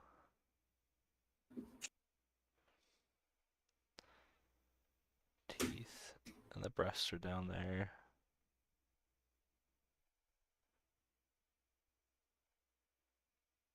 That'd be like a ultimate attack or something, where they just like Just don't chomp. steal my idea from the creature I did with the teeth as well and the woman's body and all that stuff. Wait, which one again? Which one was that? This one Let's see. with the lantern. Oh, yeah, that one. Okay. Yeah. Yeah, I think it's something a little different. Oh yeah, like thumbnails I did for these as well. Yeah. Oh, those are cool. Yeah, I think I posted them in the. Okay. Yeah, I don't know, man. I've grown to love thumbnails. Thumbnails are based.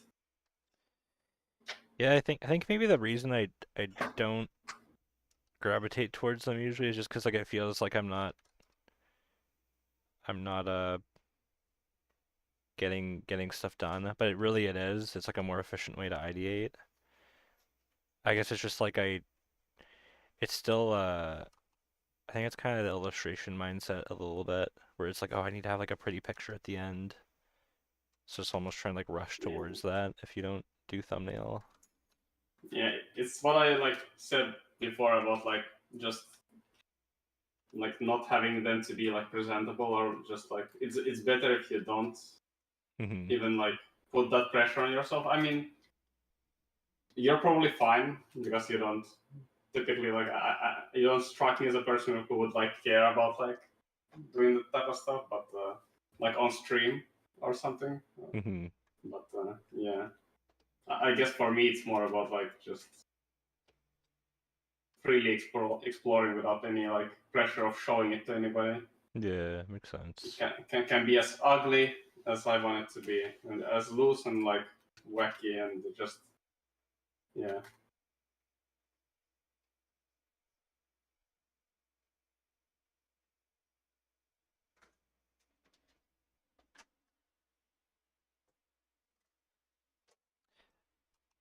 I've shown you Zangi Wang, right? Well, uh, I don't know which Wang is it, but like maybe. Um, I think I have. I'm a really big fan of his stuff. Let me. Uh, Yeah, you probably have. To me, it's just like all those names sound the same. yeah, I was familiar with them, but yeah, he his ArtStation challenge stuff. Oh, it's so good. Like he's really good at doing thumbnail sketches as well. Actually, put it in Hangout. I'll put it You in. said you don't look at our station. Well, I look at specific artists I like on Yeah, ArtStation. yeah, I get it. I'm joking. Actually, the ArtStation challenge is the one thing I have liked in the past when like specific people join that are really good at concept. Because like getting to see their Mm. sketches and ideation was really cool. I mean, yeah. I'll put it in the stream chat too. This guy is really cool.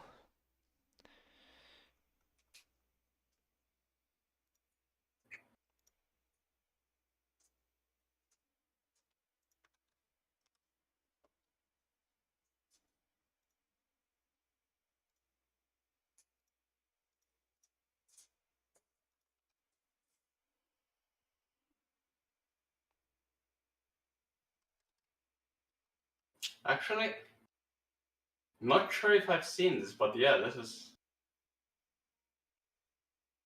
He's got this is really cool. he's got a few. He's done the frick, the King Arthur one is so good, dude. Oh,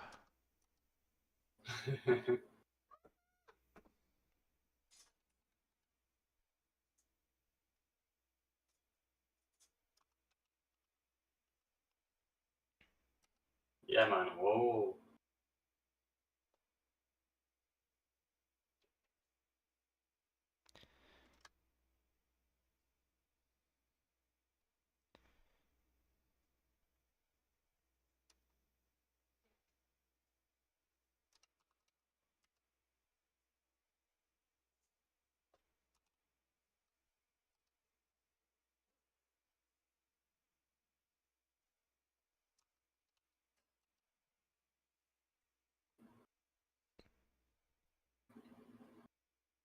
yeah, this kind of stuff is just like it's not about really the execution, right? Like the technical part. Like you can see, it's very like rough Yeah, paintwork, and the lines are like very not very like perfectly wobbly. clean or whatever. It's got like super wobbly But lines and they're very sketchy and like yeah, the yeah, ideas are so fucking cool, dude. Oh my god. yeah, but it's like on the fundamental level, like not only just like the starting with just the idea, right? It's like these malls, right? They're malls, star Mhm. malls, and he makes them into like this like society of like characters. But like, yeah, just the design itself is just also like so well executed. Yeah.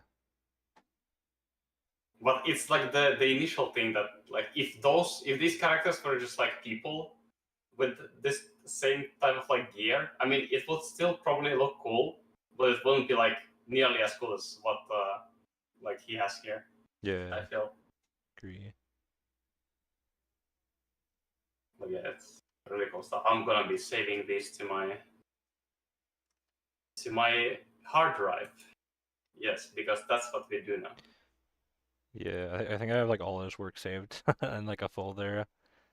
Like there's a few artists where I just have like everything saved just in case like it goes down for whatever Yeah, reason. like I have a lot of like the what's the Baldy Kojin or whatever, who did a lot of like the Darksider stuff. Oh, cool. Uh, I've linked him before. Like, yeah, have a lot of his stuff, and yeah, just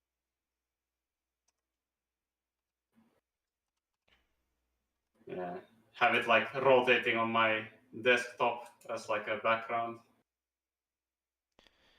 I gotta set that up because I just have like a black background. Like there's nothing on my desktop background. Yeah, it's super easy, just just in the settings. Slideshow.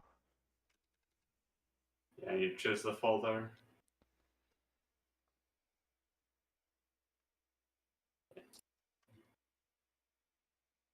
By the way, random question. I mean, I guess not random because I don't know. But have you ever like do you have prints of your own art somewhere, like in your house?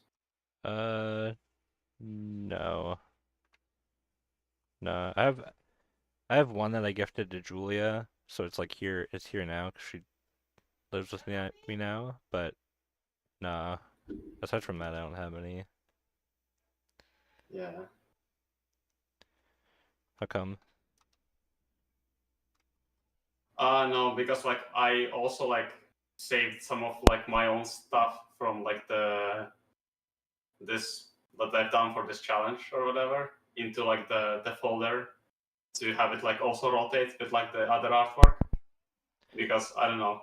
I I kind of feel weird about that kind of stuff, but at the same time, I don't know. I feel like sometimes just like looking at your own stuff besides or like next to like the stuff that you find inspiring Hmm. can be like very beneficial just to I don't know see how you kind of like compare it to like the things that you like really aspire to.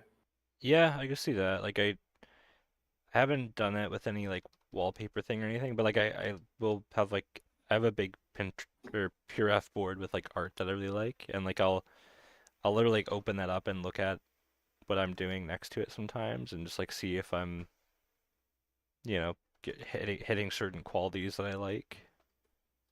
But Mm. but it's more like an analytical session as opposed to like a um casual, I guess. But yeah, that's been super useful. Just like just being able to very clearly see what's different.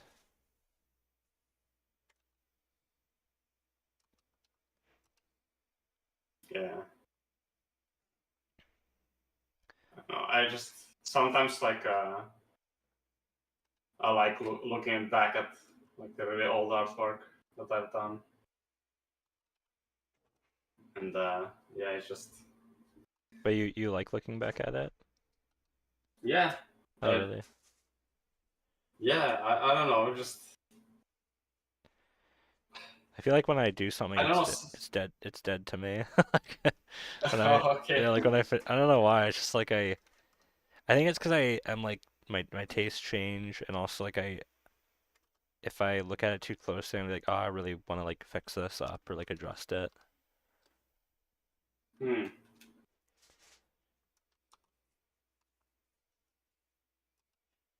You never feel like after you've done something, you're like, oh yeah, I did like a really good job with this. Like Oh, I do. actually, Yeah, that does happen. Like I'll like something more later than I did when I actually posted it. I'm like, oh, that was actually pretty decent.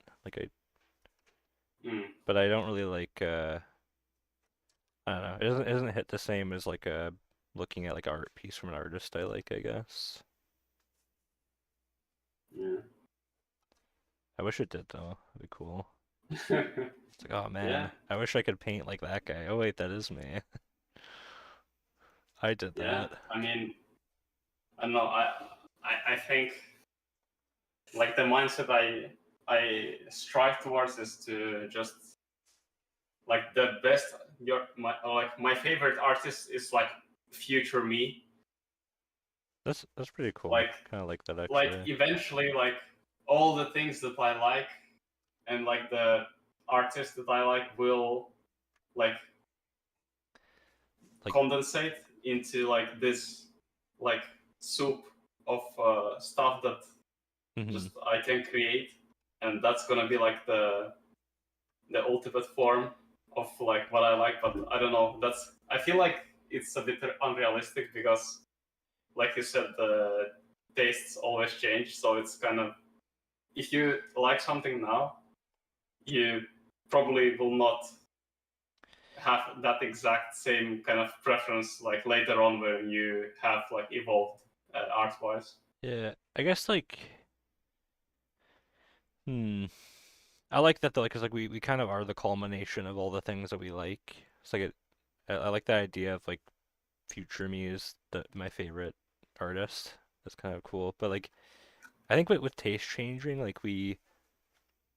I think they change on like a smaller scale, but like the overarching things we like kind of stay similar, if that makes sense. Like Yeah, I mean that's true. the more specific things will mature and like develop, and then like but there's like overarching themes I've liked since I started drawing, um, or like concepts or like yeah, just ideas. And Yeah, I feel like a lot of artists just like repeat the same things. Like we all have like a limited number of things that we like, and then like you're kind of just like rehashing those core ideas over and over again in a way. yeah. I mean, if I look back at like some of the first digital art that I've ever made, it was always uh, like fantasy girl in bikini armor with a sword. That was like my whole shtick. Uh, The man knows what he so likes.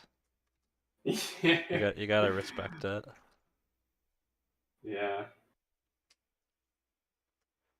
But it's kind of interesting how that is though, huh? Like I remember one class I did take that I thought was really interesting was Adrian Bush's like illustration class in Underpaint, and like he talked like the first week of that, it was literally just like writing a list of like core thematics you like. So like and then basically what you could do is like you can go back to that list anytime and draw from it. So like one that I've repeated so many times like Beauty and the Beast. Like I've done that combo so many times in concepts because I just really like it. Um, mm, but once you like actually like analyze what you do and realize what you repeat, it's kind of interesting. It like tells you who you are a little bit. yeah. You learn about yourself as a person, Yeah. not just an artist. Yeah, I mean, I never really thought about this. I mean, art is ultimately like a form of self-expression, right? hmm You're just like putting out there what you like in the like in the form of just visual, like media. Yeah. But I don't know. It's just to me, it's always like I don't know. It's somehow like the concept of it being like something you do to kind of express how you are to other people felt weird. I just think about it as me creating stuff that I like, and I think that could be I'm not I the think it's kind of the same thing in a way. Like you don't have to express like, oh, I think war is bad, so I'm gonna do art that says war is bad. Like you could just be expressing like what you like to the world. Like I like horror stuff. That's kind of what I'm expressing, I guess. I feel like that's pretty similar. yeah. I guess I didn't really mean it in like that kind of literal sense, but Okay. uh, just yeah.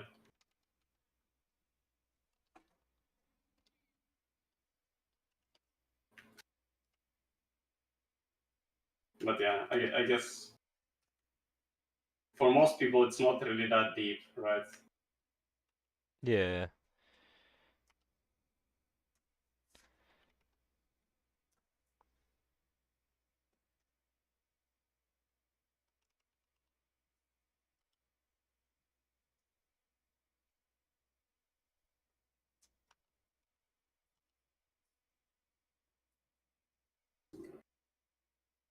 I need to reference more hands. I'm doing the mistake again of like trying to draw a hand without like on my like on top of my crappy like sketch without doing like proper anatomy and just yeah.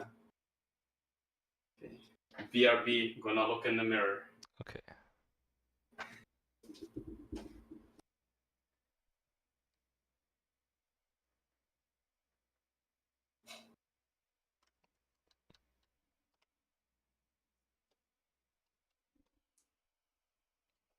What do you build on? Nothing? Oh, what is that?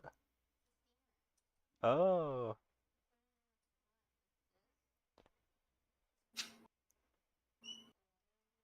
Oh, we should have got those steam bun things. You know, the frozen steam buns? Those would be good in there.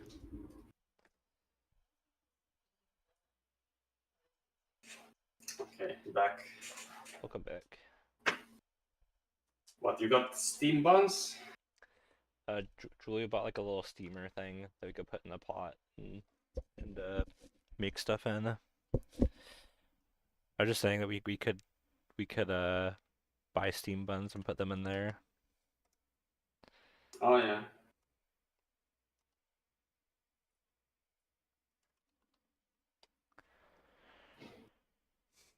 Like pre-made with like Yeah. filling and stuff. Yeah, there's like pork ones you could buy and stuff. They're really good. Yeah, like in Chinese grocery store or something. Yeah, those are really good. Like I tried soup dumplings, I think last year or the year before. The first time, oh my god, they're so good. soup dumplings. Like Yeah, so like they dumplings in a soup. no, it's like they're dumplings and there's actually like soup inside of them. Like What the hell? yeah, there's some meat and soup inside of them, and like there's like normal ones. There's also the fried ones. I really like the fried ones, but like you have to like suck the soup out and like they're oh man, they're so good. Yeah, that feels like dangerous. Like It you is, would like get hot liquid like all over yeah, your like face, trying to like bite into that. it is. Like we went with Hero. I don't know if you talked to him before, but like he's from here too, and like he took us like this little mall, and like the first time we tried it, like Uh huh. it literally shot out the other end. Like you have to be really careful eating them. Yeah. You kind of have to like poke a hole in them with like a chopstick and then drink it and then eat it after.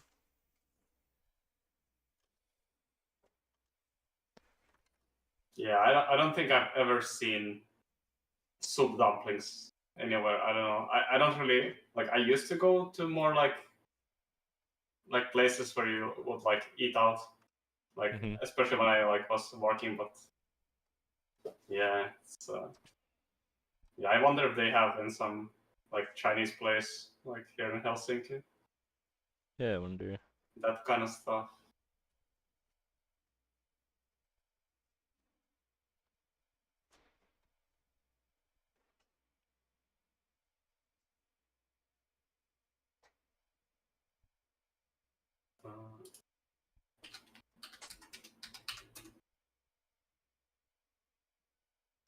Because when you said the soup dumplings, I thought of these like Eastern European slash like Russian dumplings called pelmeni, if you know. No, I never heard of it. Okay. Basically, they are like these small like dumplings that usually have like meat filling, and you can eat them just like that, or you can also eat them in like this broth. Hmm.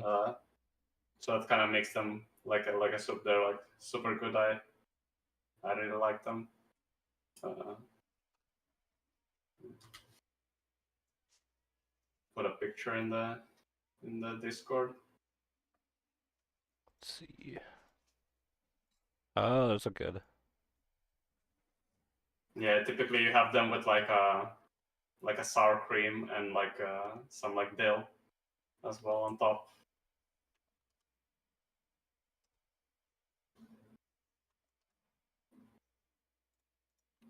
Yeah, man. Talking about food making me hungry. What the hell? It's late. It's like almost 12. Oh shoot. It is 12. I mean, I'll be here still for a little while, but still, yeah. Maybe I'll grab some small snack soon.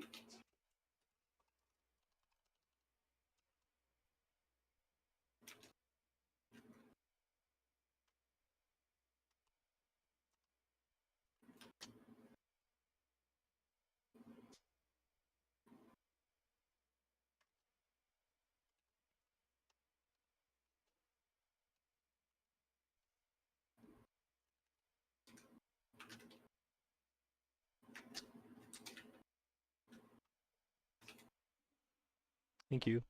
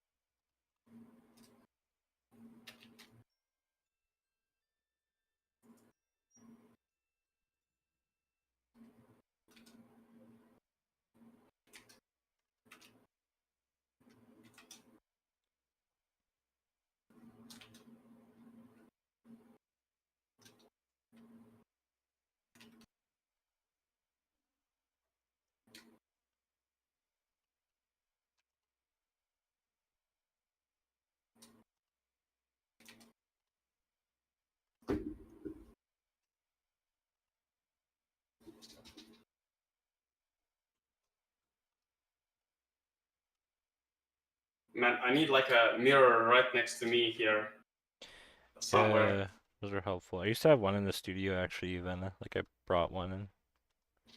So it was always helpful for like hands or like facial expressions.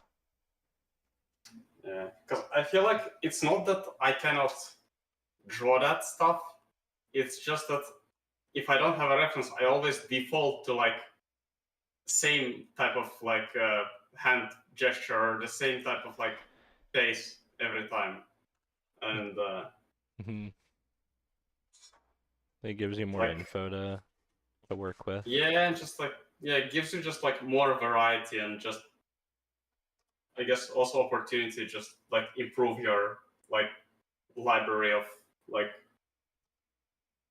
gestures and whatever. Like it's like almost like a mini study you're doing. Yeah. That's kind of how I always treat ref as like mini studies. 'Cause I don't actually do that many like direct studies anymore. just reference based.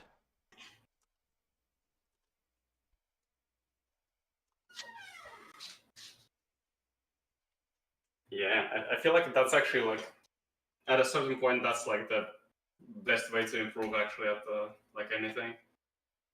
Like just specific studies kind of, I don't know, you have to like really find good like reasons to justify spending time on that. I feel Yeah. like if you're like at the beginner stage, it makes more sense doing that. But when you're like more experienced, it's just kind of a not efficient way of doing things. Yeah, it's more so like a thing like you can do it if you want just to like relax, I guess, or like kind of get it's better than doing nothing, but if you it's kind of preferable to actually just be drawing something creative, I think. Yeah, I mean it also like makes it more fun and like you're also applying it to something Hmm. you're like more excited about like creating. But yeah, I don't know. I also haven't like done proper studies. I haven't even done like gesture drawing or figure drawing in like a long time, and I used to do it like almost daily, Yeah, like same. for for the longest time. Yeah, I mean, I feel like that's something I still need to like make an effort to do like a little bit here and there because it just doesn't take that much time, and it's always like good to be doing that kind of stuff. I feel it's also fun. It's I like don't know. I like. doing figure drawing. Yeah. Yeah. I think it's one of those things where it's like the it's like maintenance studies. So like I like this distinction where it's like there's focus studies and there's like maintenance, and the maintenance is more like passive. Like it's more like training your hand and like loosening up. I think you kind of need both, a little bit of both, honestly. Like, 'cause yeah, you if you don't do like figure drawing for too long, I find I get a little rusty. Oh yeah, definitely. But yeah, maintenance is, I guess, more about just like the muscle memory uh, and stuff, rather than trying to like be like extremely specific about uh, trying to like learn something. I guess. Yeah. Yeah, I have a script for like another little short thing I wanted to do about like the distinction between like maintenance and focus studies. It's hard to like it's hard to figure out the language to use to talk about some of this stuff though. Could be kind of tricky.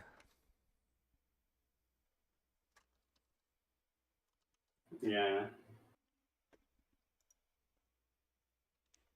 Like yeah, just like how to explain this concept in a in a way that is like, I guess, understandable to an average person I'll, and I'll send you yeah, without being like too rambly or like incoherent.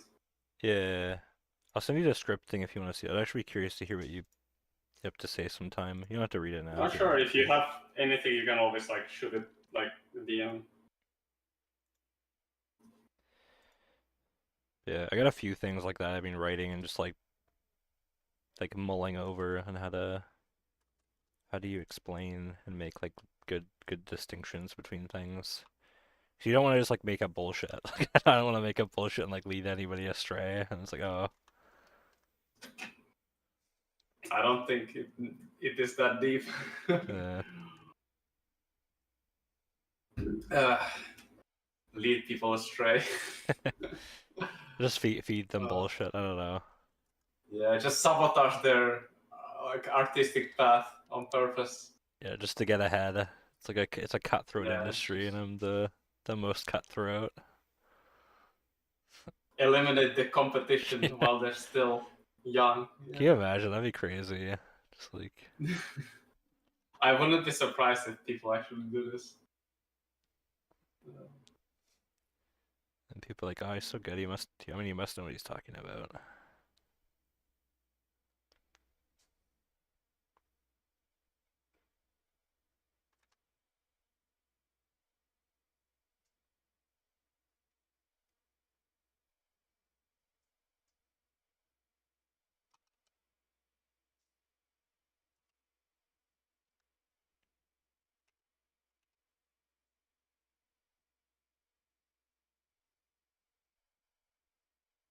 Yeah.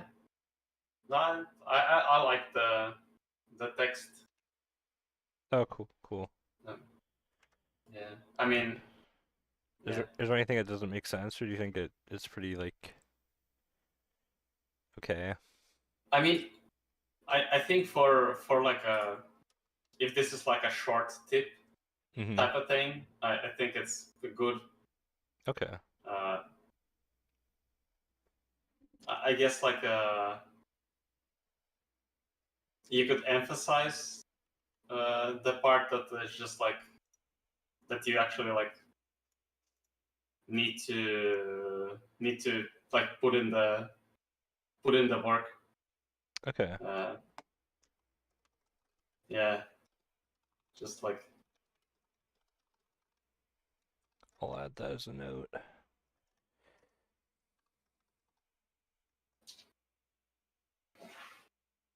and always remember, have fun. Yeah. Just gritting my teeth saying at the end. You have to have that at the end. Yeah, and then go on the spiel of like press the bell button and subscribe. Nah, I think at this point you can kind of leave that out, especially for it doesn't make sense for like short form stuff to have that. Yeah, I mean, I think I don't think I'd do it either way. I don't think I could do the nah. I mean, I think if you actually like are doing like a long term content, you could do like a thing where you just like if you want to see like a more in depth breakdown, like check out my video, and if you have like a video on that, you can kind of link it because you also yeah. have descriptions in the YouTube Shorts. I don't know if you knew this, but you have descriptions in there. I only found out like not that long ago, actually. Yeah, I saw it. It actually lets you tag a related video. It's like some of the shorts I'm actually tagging to the live stream video recordings, which is kind of cool. Mhm.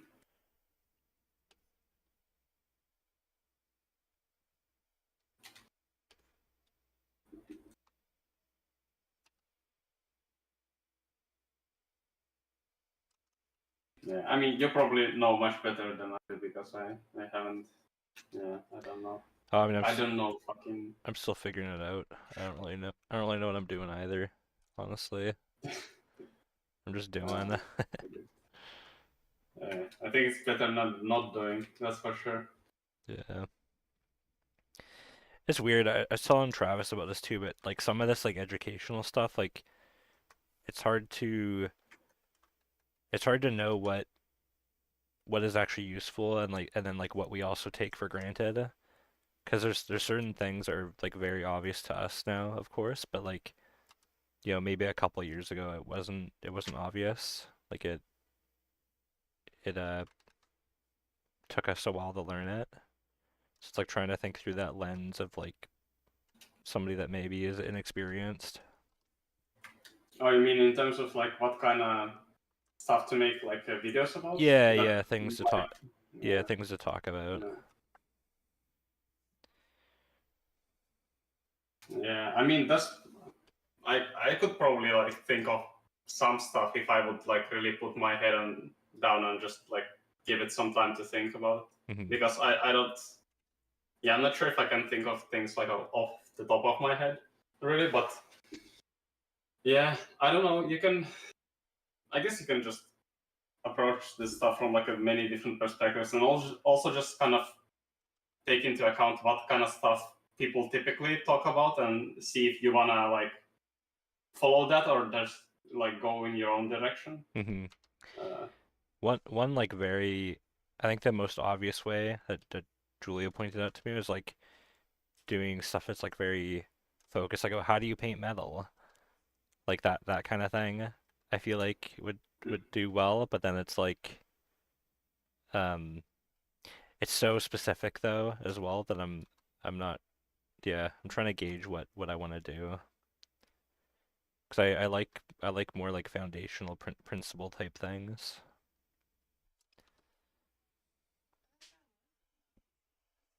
What's that? I could find a way to make it principle, like a principle, I think, but it's more like the way I paint metal, I guess. I think it's a good suggestion. It's just like I like when things have like like snappy principles, you know, like the cast the net wide type of thing. Yeah.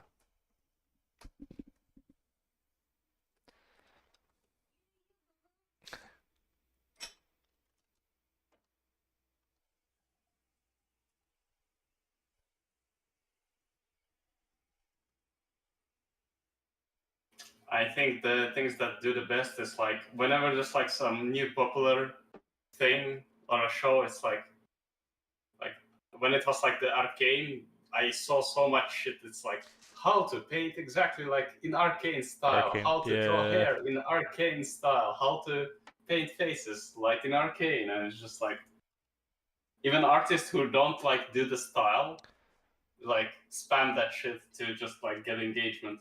Marco Whenever Bucci there's did a like some video on it even, I think. Like yeah. everybody, man. Yeah. I don't think I could do fan art type of stuff. I could, especially when I'm not a fan, because I don't really like. I mean, Arcane was cool, but I wasn't like. I just don't like League of Legends, honestly. uh, yeah, I mean, at the end of the day, I guess you gotta do stuff that just you wanna do. Yeah. In a way, you wanna do it. Do you hear my sandwich, by the way? My sandwich eating? No, haven't heard a thing. I think your filter is working perfectly. Okay, cool. I'm just casually eating a sandwich on camera.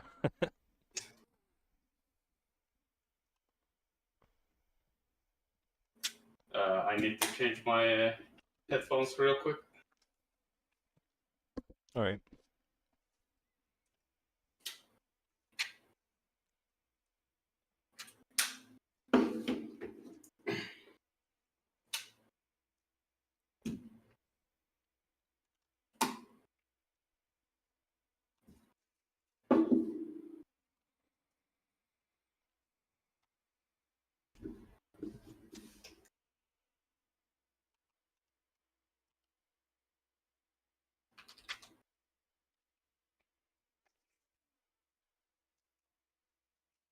Test, test. Hello. Yeah, I can hear it. Okay, nice.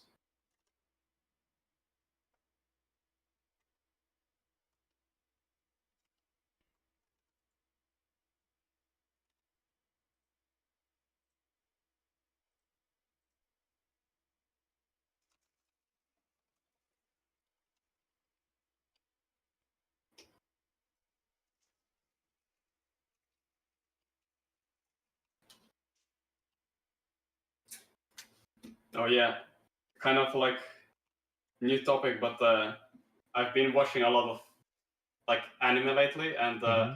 I just love how they draw side characters and NPCs. Like a lot of them just like look super wacky and cool to me, especially like the male characters. I know if you look at my screen, I have like a small compilation. Oh yeah. Oh, I like that weird guy that's bald. This guy, Mm-hmm. yeah, he's just like a side character, but like especially like with like these like gnarly like old men. There's just like I something I really like about how they draw stuff, and like they have like always just some very weird like mustache styles and stuff. Uh, you don't typically see. I've just been trying to like snip it and like save it as well, just as a reference.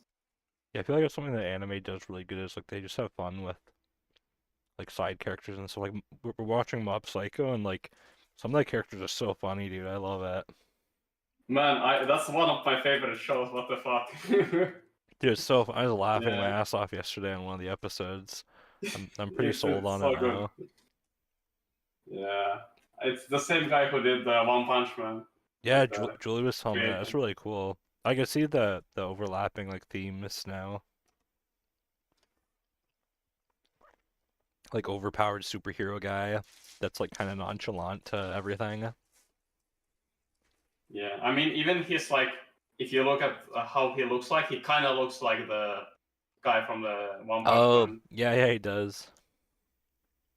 Like, but he has hair.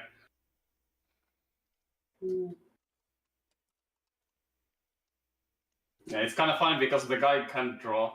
Like the guy who like Yeah, I saw designed. the original like One Punch Man comic. I didn't realize it was like a web comic thing, and then like somebody like an actual artist came in and did like Yeah, one of the best artists came in and he like was like, "Hey, this shit's cool. I wanna draw it. Can I draw it?" dude, that's so cool. Yeah.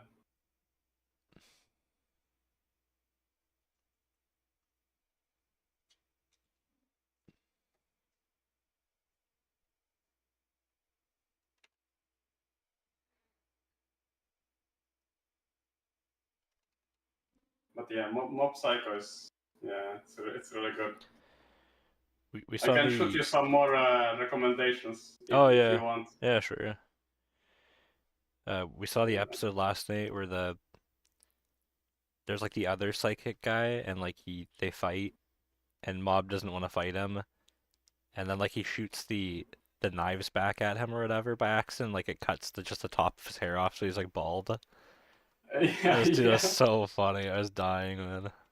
Oh my god. So that's, I think, first season, right? Yeah, yeah, we're only in the first season, like Yeah, episode 4 or 5, I think. yeah. Man, there's some like crazy shit in the later seasons. Oh, cool. It, Excited. it, it, it gets just, it only gets better. The Body Improvement Club too. They're so good. Dying at Man, that. I need to rewatch that stuff. I might, yeah. Because now I'm rewatching Overlord. Like these guys are that I Oh. show you are from Overlord. Hmm. Man, that show is also like it's super great. It has like some very dark themes, but it like also has like some really like good comedy. I've heard about that one a lot. Would you recommend it? Yeah, I I I'd say it has like great humor. It's Okay. it's not like it's not like it's not gonna blow your mind, I don't think, but I think it's definitely like worth the watch if you like just. And I think the setting is interesting. Hmm. Like this again, like main guy is just this like super powerful, but the like twist is that like kind of like all the main characters are like kind of evil, which is not something you often see. Uh, or like not necessarily evil, but like inhuman in a sense. Hmm. And but yeah, I would recommend if you like it after like the first season, then yeah, Keep watching. Okay. continue watching. Yeah, one that I really want to Because watch is have you heard of Record of Lotus War? mm, It, not by this name, maybe in like Japanese name, but is it new or is it like it some old? it's older. Um, Okay. yeah, I didn't realize there's also an anime, but I have the main one of the manga volumes, which is like Record of Lotus War, the Lady Ferris, and like the art in it is actually so good. It's crazy. Just randomly have like one volume of manga. Yeah, I just bought it online because I saw it somewhere and like the art was just so good. Yeah. I wanted to do that when I was like in Japan and we were like going through like a lot of these like manga stores. I was just like seeing like Very cute. all this manga, and it had like obviously like everything in Japanese. But I was just like flipping through. It's like, man, shit looks so good. I just want to buy this for the art alone. Yeah. Like, I don't even know what's the name, but yeah, I kind of sad that I ended up not like getting any of that. Yeah, should have bought, but I did not. I posted some pictures in Hangout.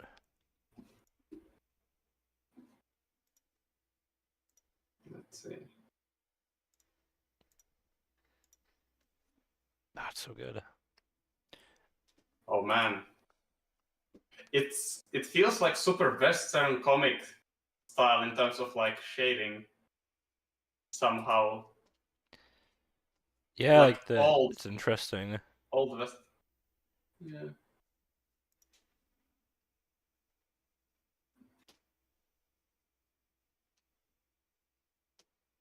Ryo Mizuno and Akihiro Yamada. I wonder, maybe one of them is like author and one is artist. Could be. Okay. Lodos. Lodos one, okay. Let me just Google some stuff. I'm kind of curious.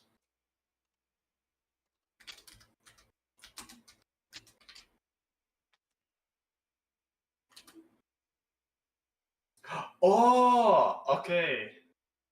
All right. Yes, I've seen like snippets from like the anime Okay. because it has like an anime. Yeah, like I instantly like I saw this like elf girl with this like giant pauldron like Uh-huh. design, and I was like, yep, this is like I recognize this. Yeah, I only It's like found out so. it It had an feels so anime the other iconic. day. I really want to watch it. Yeah.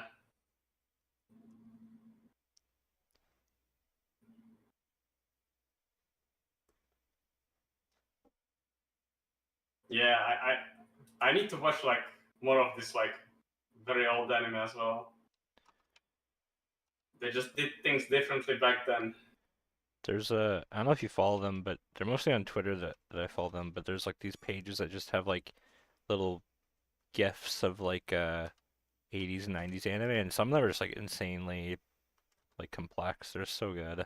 Yeah, I think I do. It's like some like retro anime or something like that, Yeah, and it's typically some stuff with like from like a Gundam or like a mecha thing, where it's yeah. just like highly detailed robots, like robotics, like animated, like It's freaking just super cool. crazy. I Yeah, feel like it's almost a lost art, that kind of thing. Just like how much effort went into it. yeah. I mean, they did all of that shit like traditionally Yeah, it's back in the days insane. with like very little like CG, and it looked way better than any fucking like CG stuff that they've been doing like after that. Makes me so sad. Bring it back. It's not financially feasible. Yeah, like it's just a yeah, like the amount of like skill and like time it takes to make that kind of stuff is just, I guess, not very like viable Yeah. nowadays. Even like it's crazy. It's kind of sad. Like even video games. I was reading an article the other day about how like more and more development is gonna go overseas. Like like the game development teams and whatnot. It's already happening a lot, which kind of sucks. I guess. Everybody wants cheaper.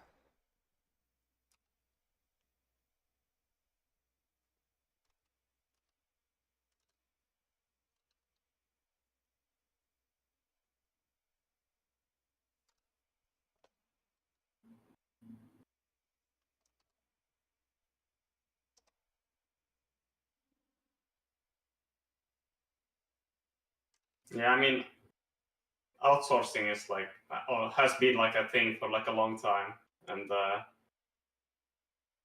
yeah, that's just like, I guess people didn't really realize just how much of it was like normalized, like especially from like Eastern Europe and Asia, Hmm. where it's just like you can get away with like paying so much less. Uh, It's hard to yeah, compete with that.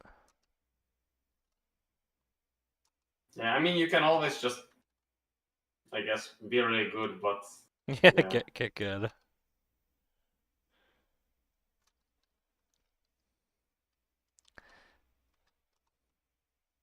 yeah. Gotta make a studio in Eastern Europe somewhere then to compete.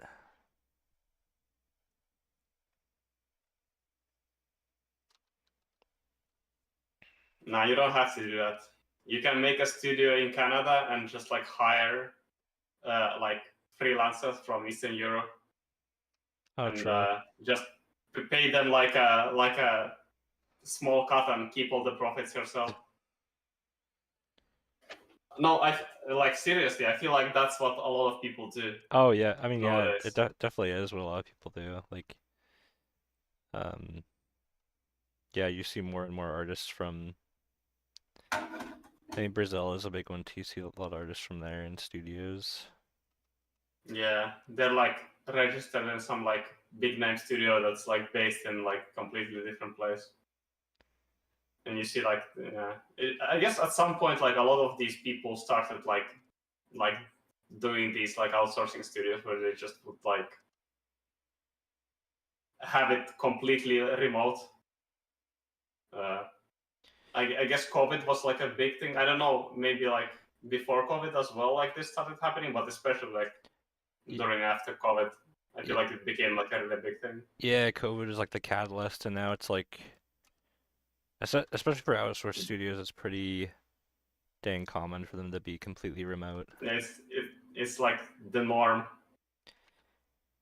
It makes sense too, because I mean, frig man, just so much cost goes into having a studio space, and Yeah, the rent and everything. yeah, I mean, you guys are also like fully remote now, right? yeah, I haven't worked in studios since like 2020. 2020. Yeah, yeah. So I had like 6 months of working in the studio. I got to taste it for that, and then it was gone. RIP.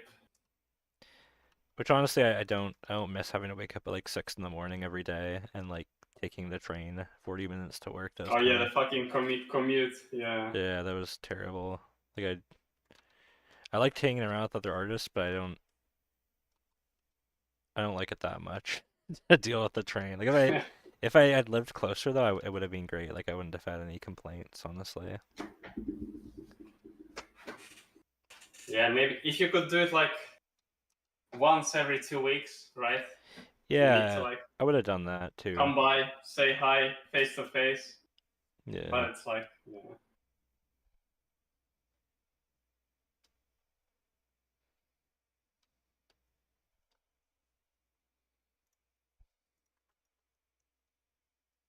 Yeah, because I was lucky because the studio I was working at was like I lived basically like right next to it, so Oh, nice. I I either walked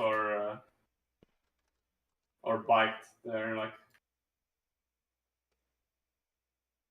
we didn't even have like we had like this policy where we could basically work like I think 3 out of 5 days a week, uh, like remotely. Hmm. But I just never did because it was like more convenient to just come to the studio.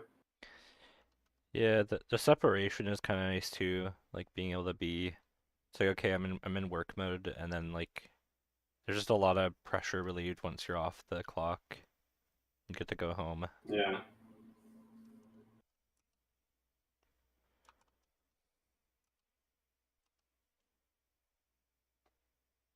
Yeah, I don't have to think about that stuff anymore.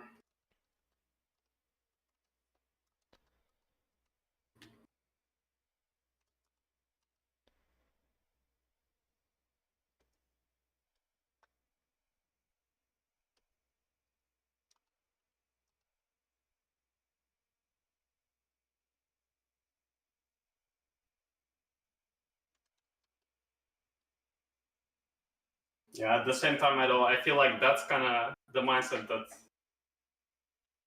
pushed me into like not doing any personal art for such a long time.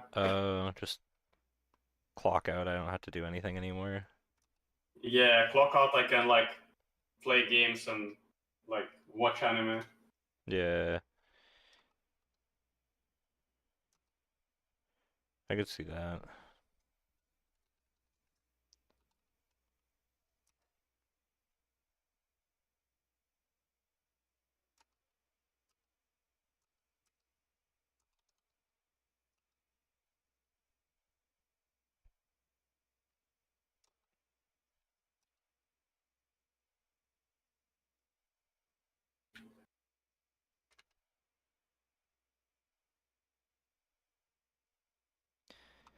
I feel like my day work is just like trying to get. I do it to be able to get to do this stuff after work. Like I'm like, okay, now I can get to the good stuff. Uh,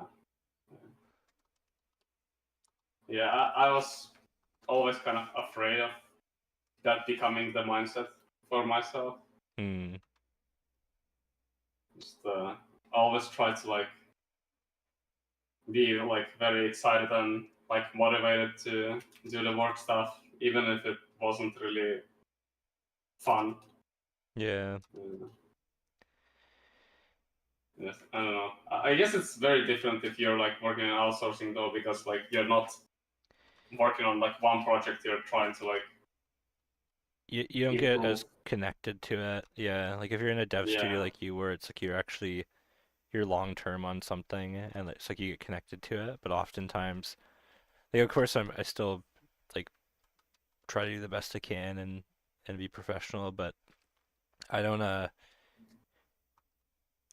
when you don't get to see where something goes and you don't get to know like what happens to it, it's like at a certain point it's like okay, you just kind of it's really hard to like keep that um like super high level of enthusiasm always. Like it becomes more like okay, I'm doing like this specific thing for this job.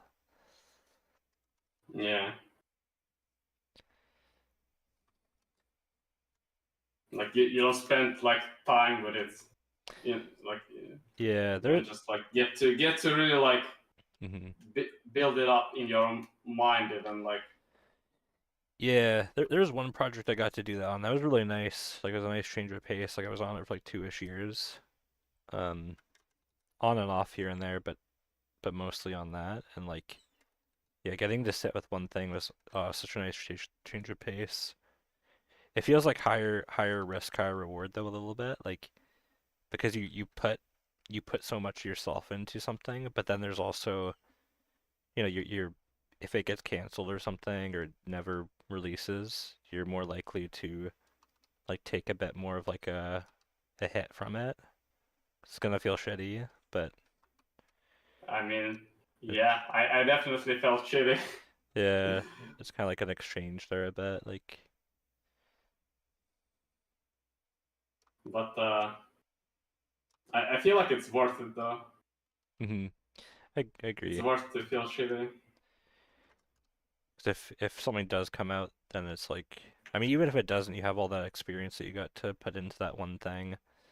But I feel like it's just like the fact that like on like a day-to-day level, right? You're like mhm, coming in and you're like more motivated to do stuff for the thing. You're like more involved with the world and the project. mhm. Like you don't really consider it as like just another job type of thing. That's cool. Uh,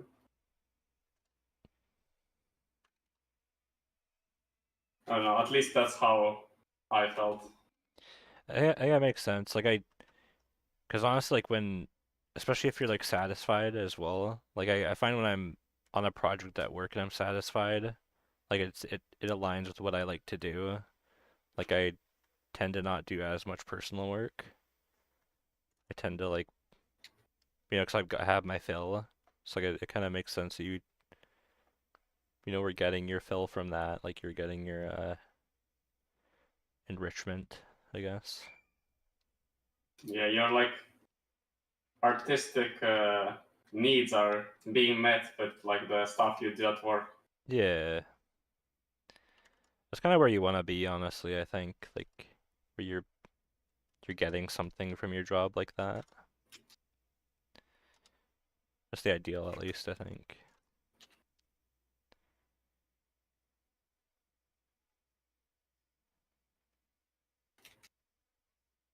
Yeah, I mean, it is definitely an ideal, but I feel like it's also not always something you can realistically aim for. Oh yeah, I think it's probably pretty rare for most people, like that the studio alignments and like project will also like exactly align with what you personally like. Yeah, I mean, maybe not like 100%, but like at least to some extent, right? It has to be. Hmm. I feel like whether it's in terms of like the style, because it's just I feel like if you're just jumping from like a wildly different things, it's just gonna destroy your like identity as an artist, and it's gonna be like very jarring. Like, Yeah, that can definitely happen. Like, I think it's a big, especially with outsourcing, it's a big thing that can happen. Like you're constantly having to do, you're constantly having to be different people that you can kind of lose yourself a little bit. I think that honestly is why I do so much personal work, is because like I want to keep um doing my thing. don't wanna lose yourself. Yeah.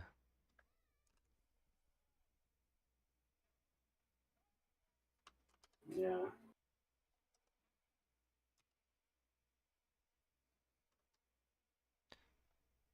But I think at one point I actually did have like an existential crisis a little bit. I was like, who am I? Like, Man, that's been me for like the past like I don't know few years straight. oh yeah. Like, because I didn't do like basically like any personal work. Hmm. Like, I was like having this like thought on like weekly or even sometimes like daily basis. It's like who am I? What am I? Just like yeah. It's like you need to recenter and like figure out like you almost have to go back to the source in a way, like why you even started in the first place and like what you actually like. Yeah, I mean, for me, it's been like I mean, I've said this before, but like this whole project, that's what it is for me. Hmm. Like this project is me going back to the source and just rediscovering what I like doing and how I like doing stuff. Just creating stuff. Yeah, just making things without like pressure and like Hmm. yeah, just Man, artists really are a bunch of nerds, just like drawing our little worlds and like like just yeah, it's kind of funny. It's funny when you think about this stuff like as like from an outside perspective. Like it's so weird, honestly. Like who sits in their room and just like draws like these weird little harpies and snake people and like gets all excited about it. Like it's pretty weird. I like it though. I'm all here for it. yeah. I mean, I think this applies to any hobby or like, I mean, I guess you can say a hobby, but like any interest that you spend like a lot of time in. Like I don't know Yeah. if you know any people who do like or like into like Warhammer. Oh Uh, yeah, it's a big one. People get there was super a into that, right? yeah, there was like a bunch of people in my studio or like in the studio I worked at that were into that kind of stuff. Uh-huh. Uh, this one guy, I think, well, I don't think it was specifically Warhammer. He had like maybe some Warhammer stuff, but he was like really into like miniatures. But he was like a programmer. Hmm. But he was like mega like a Lord of the Rings fan, so he built his own like Lord of the Rings like miniatures Hmm. uh, of like the environments from like the movies and stuff that were like almost exact like replicas, and it was like crazy. It's Dang. just like he wasn't an artist or anything, but he just would like put so much like time and effort into these things that they just like looked like very like professionally done. That's really Uh, cool. yeah, but it's just yeah. I feel like it's just like a like at some point it is kind of normal to do that kind of stuff. It just really depends on the type of like circles you're in, Yeah, I guess. yeah, I guess so. Uh, there's always going to be people who will take things to like extreme, uh, but yeah, I don't know. I mean, what else there is to do? Like what normal people do? Like sit on TV, watch like news, like sit on Facebook, social media, browse like memes. Like I had this thought Hmm. I don't know some time ago. I guess when I started like learning Japanese, like one of my like big kind of motivators was just like I realized how much time I was spending doing like stupid bullshit, like Hmm. just sitting on like Reddit scrolling like through meme channels and like wasting time on like just useless shit on YouTube Shorts and whatever. Like or just like YouTube in general. Like I still have this like bad habit of like I don't know just being really bad at controlling how much stuff I end up watching. Hmm. But yeah, it's just like you only have like so much time like at the end of the day like you only have so much time to do stuff in your life. Yeah. Why not just do something like that is interesting and like that leaves an impact and is like productive. Yeah, 'cause like you can, I mean, whenever if you're doing like a hobby or something, at least you can like keep getting better at it. But like, there's so many things that are literally just a time sink, like like YouTube and gaming. Like it's good to be able to relax and Yeah, stuff, but like there's like you know, there's a level where it kind of becomes like avoiding life in a way, which I get. I think honestly, like I feel like a lot of hobbies are just avoiding life in a way at the end of the day. In a lot of ways, like getting our minds off some like the big things, but yeah. I mean, it's just like I don't really like I don't have this thing where like I don't like really regret like I have thousands of hours in like some games. hmm. Like I think in RuneScape I have like collectively close to maybe like 5,000 hours. Holy dang. Uh, maybe no, actually I think it's more than 6,000 in RuneScape. Dang. And in Hearthstone, I think I calculated that I have somewhere between like 2 and 3,000 hours, Hmm. and just like yeah, lots of and like I don't know all the other games as well, but I don't know like I don't really regret doing that. I mean, I kind of wish I would have like uh, worked on my art skills maybe and done something productive, but like I can still do that stuff. It's like it doesn't really bother me. Like I think what matters the most is just like what you choose to do with your time that you have like right now. Yeah, yeah, And exactly. You can't change the past. There's no point in like dwelling on it. I agree with that. yeah, I mean, and I don't really like. I mean, yeah, I don't really judge people on how to like how they spend their time because I don't know. I have fun with like playing those games. Like I mean, at least sometimes I feel like, but at least for RuneScape, I feel like a lot of it was just like finding a way to sync time and just like go through the motions. Uh, Yeah, I can see that. There's like different types of games. Like there's certain ones where it's like you're just like RuneScape is like very grindy, I guess. Like you just kind of can Yeah, spend hours doing like monotonous things, and then like um, there's other games where like you're left with kind of like an experience, I guess, like a like a story game or something, or yeah. yeah. Like I haven't touched story games in such a long time. Like I have like a lot of like I really want to like go through and play like Witcher 3. I never played.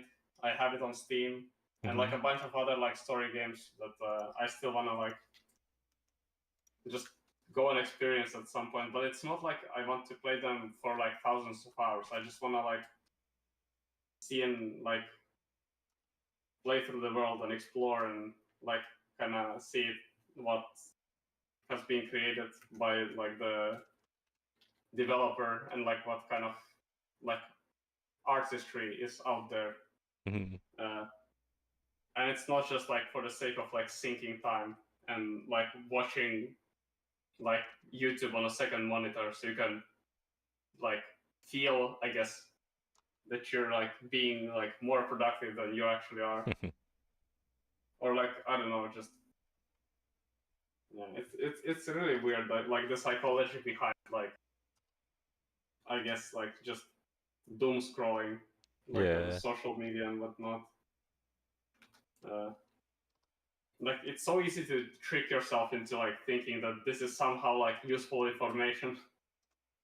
Uh, Yeah.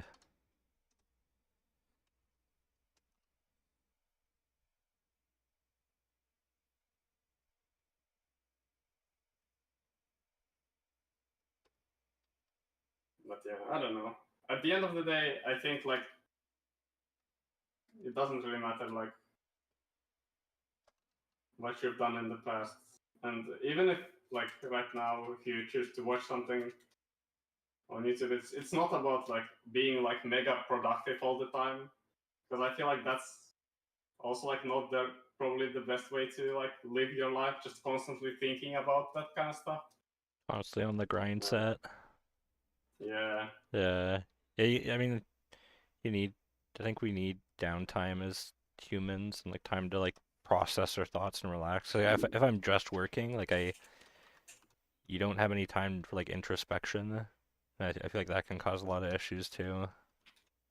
yeah, you definitely need some like off time, but it's just like you need to monitor how much time you actually do that because at some point I feel like yeah you can just make excuses to just like waste your time basically. Yeah.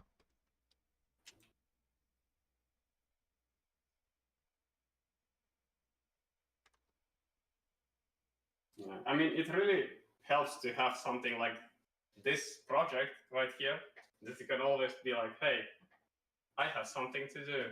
I don't need Yeah. to watch this video essay on like how the latest Star Wars movie is bad. Yeah.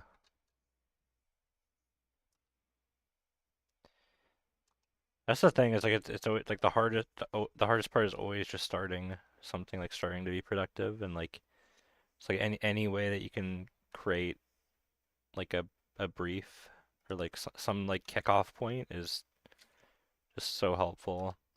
Like having something like a either like a little world you've developed where you can like jump back into whenever you're drawing or like a yeah like I mean that's basically what we're doing is like a little world we can jump into and explore different facets of.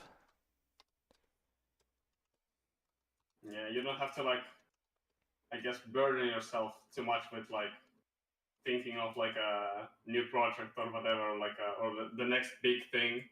You can always be like, hey, like there's this place and I can just do anything that's like as ambitious or as small as I want, as I Hmm. feel like in the moment. Yeah. Man, you are really a genius coming up with this thing. Yeah, just nah. It's just pushing other stuff and like I'd like to I don't know I hope we can find a way to like finesse it like it'd be cool to find a way to finesse the process and like I don't know. I'm always trying to like find ways to make things more snappy, I guess, and like easier to jump into. You mean just like in terms of getting more people on board, or?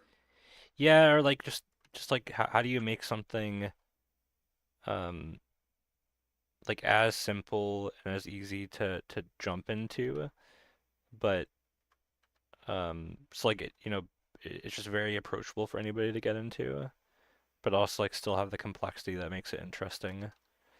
Because Yeah. yeah, that's the thing is like I think one thing about it now is like there's so much on the board and whatnot that like um a person that looks at it for the first time might not know where to start, or like they might not be totally familiar with like how to join in. Like they might feel like they're jumping on or stepping on people's toes or something. Um, so it's like how do you make it like informative, fast? I mean, honestly, like a quick video might be the solution. Like a quick video introduction, like explaining the process and like how to do it. Um, Yeah, that I guess that could be cool. Yeah, yeah, if that's something you're interested in doing. yeah, I might do something like that.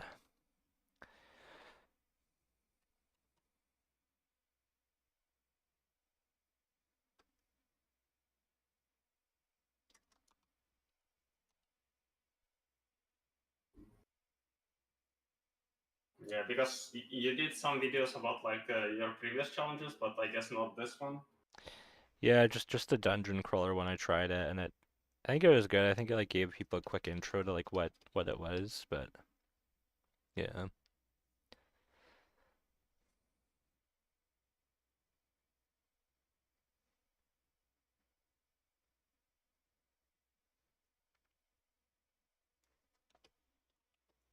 Okay, I'm just gonna explore a feature of this because I'm getting lost in the sauce a little bit. Oh yeah. Holy shit. Okay, man. Time does fly. It's like 1 a.m. Dang, it's getting late. Are you gonna sleep? Yeah, Cool. I'm gonna be like this guy. This is gonna be me. Yeah, I sleep.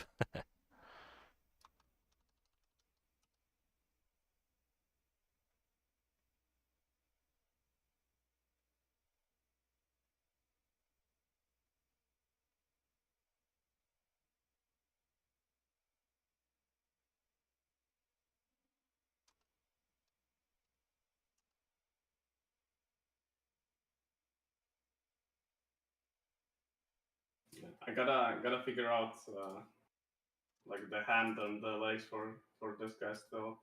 Kind of gave up on it. They don't have the brain is not working anymore. Shut off time. Just wait. Yes. Oh, okay. Cool. Well, It was good hanging see in. if I catch you in the morning. Yeah. All right, catch you later, dude. Take it easy. Okay. Bye bye. Have a good one. Peace.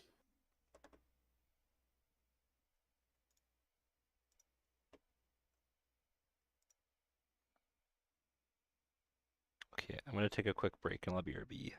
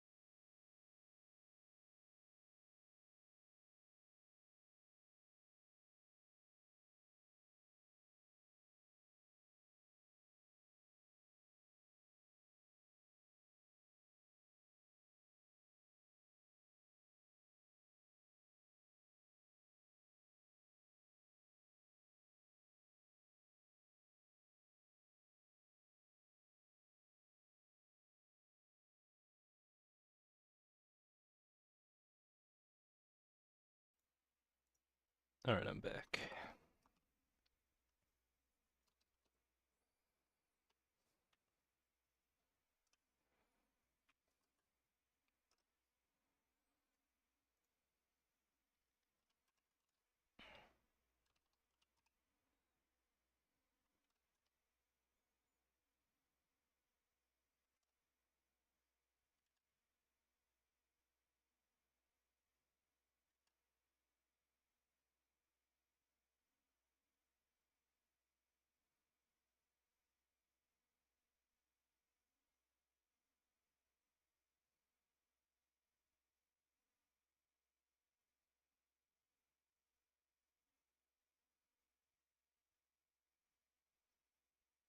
Just gonna focus on the face for a little bit and see if I could find something interesting.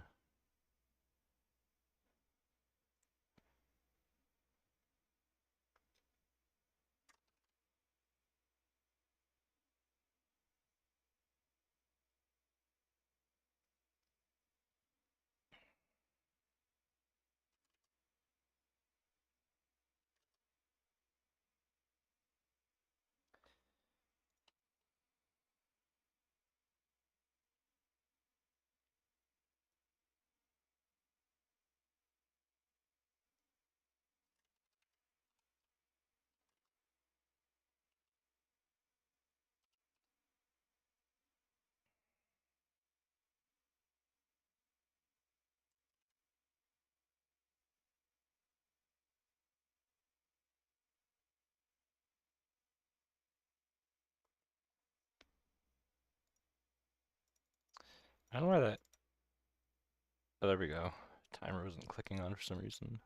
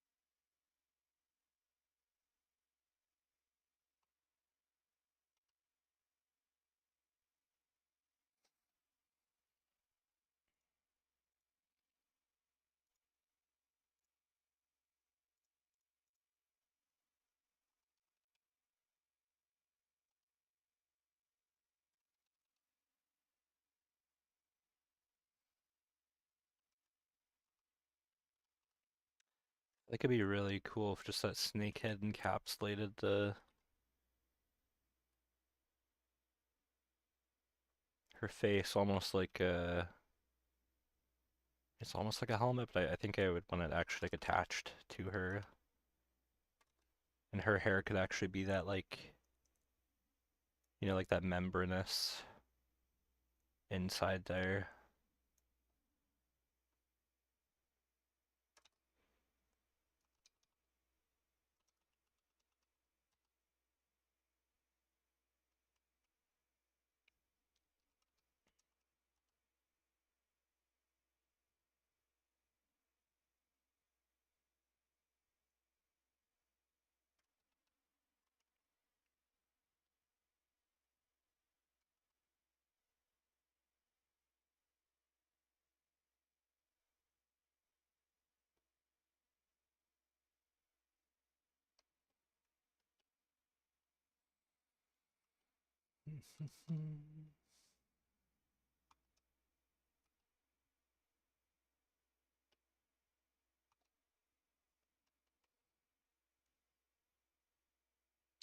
I also don't just want to make her like perfectly human. Like I like when things are um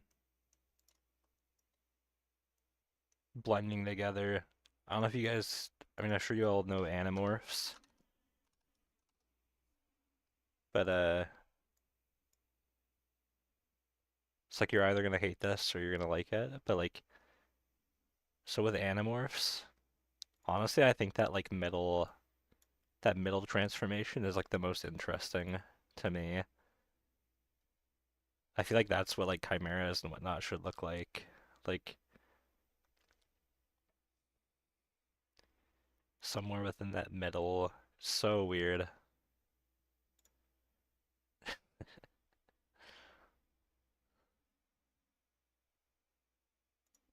Dude, that one is so wacky. I don't like that one.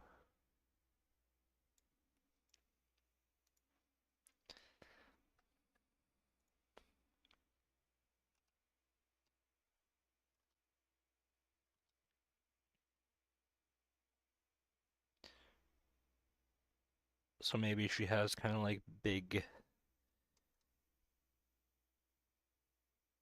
snake-like eyes. And she still has eyelids.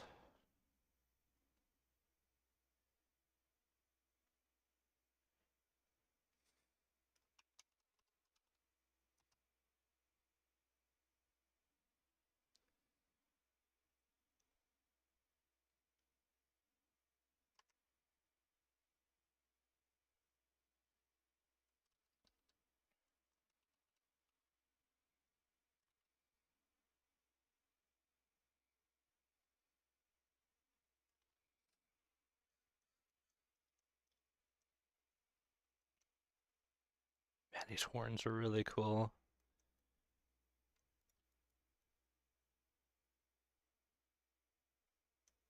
Their scales are super interesting as well.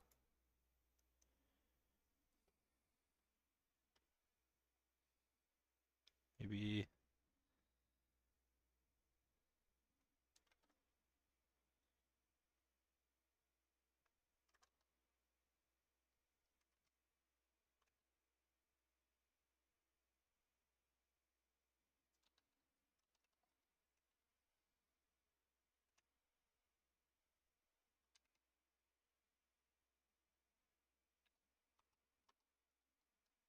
yeah, if anyone has any questions or anything that they'd like to ask throughout, like feel free to. Kind of makes it more fun. Otherwise, I'll just talk throughout the process here and there, like share thoughts and whatnot.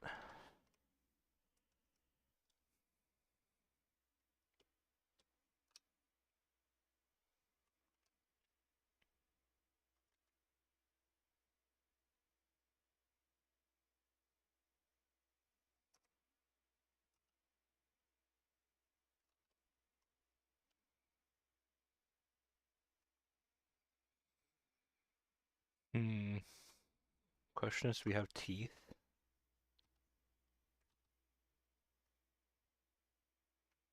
Um,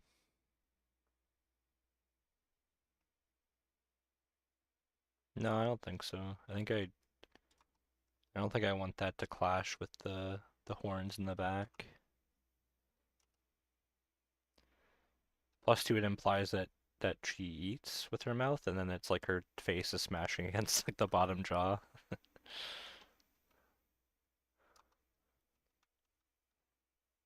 Maybe she eats out of like the bottom jaw, like the pig trough, I guess.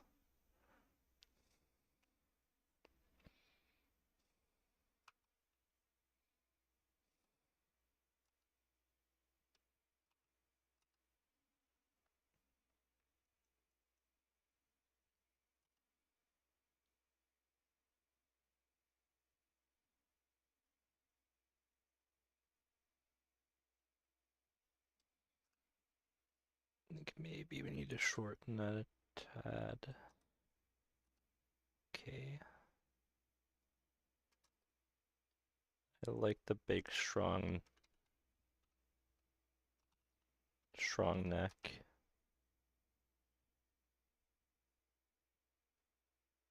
And it'll lead into like the collarbone.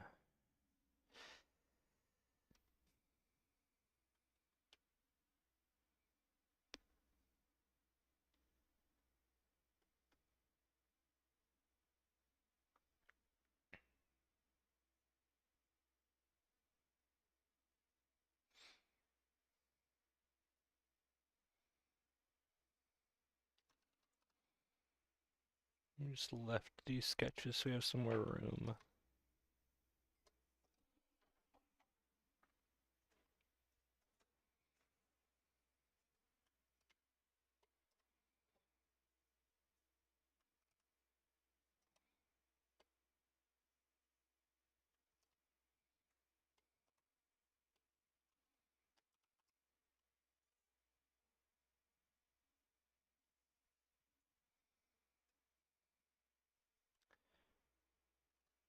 Snakes have like a very wide mouth.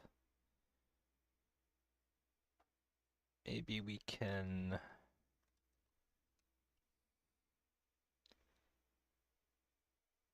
play with that a little bit.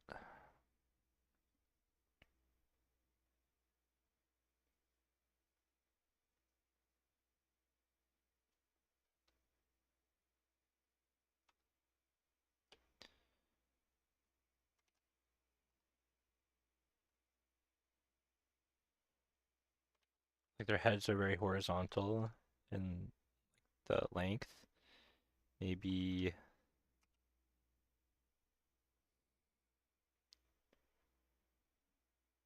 let's see. Maybe her head also reaches back quite far. And kind of like a puppet, it the jaw opens up.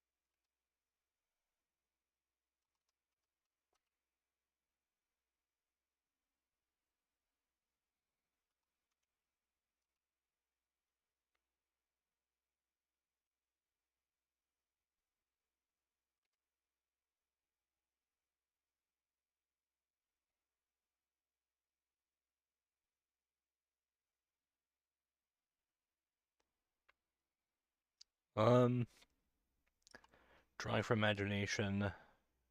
Uh, so you kind of just gotta do it, like just draw from imagination, but like the way to directly improve at it. It's like say you what's stopping you from drawing from imagination is that you can't draw figures very well. Well, then what you should do is like do direct studies of figures. It's like you're drawing with reference, and you do that for like 30 minutes or something, 20, 30 minutes. You do a bunch of poses. Then you shut off your references, start a new layer, and just like draw a bunch of poses from like imagination. Just so you start training uh, your brain to use that information. So it's like a way that you can actively do it. Um, and if it's like visual library that you're struggling with, like like you just don't know like what clothing or like what prop stuff looks like. You just gotta like do I think like going on Pinterest and just doing like 30 minutes to an hour of studies like every night is a pretty good practice. You're just filling your brain with information. But also like make sure you're again like switching between you're drawing some stuff from reference, you're drawing some stuff from imagination.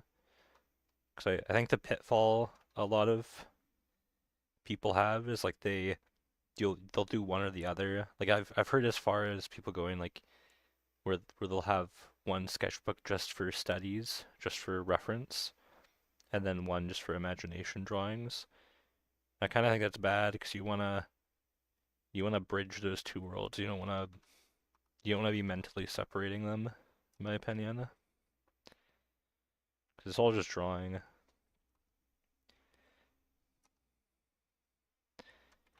And if you separate it, your imaginative stuff is always gonna be less accurate than your reference stuff. I don't know if that helps though. Let me know if it does or not.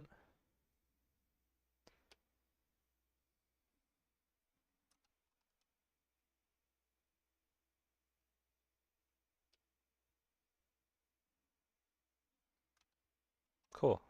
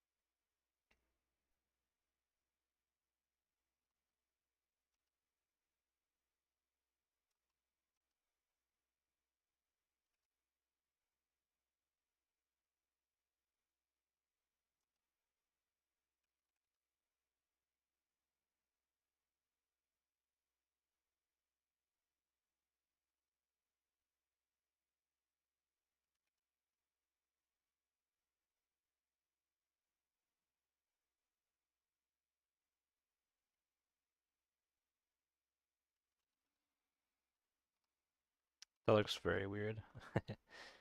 Not sure that's the right direction to go because it looks very like worm-like. I think like it needs because they're still meant to be. At the end of the day, they're still gonna be meant to be beautiful. Um, so I think they need hair. I don't know if that's possible if I like merge the head in with the actual snake head too much. Let's try it though.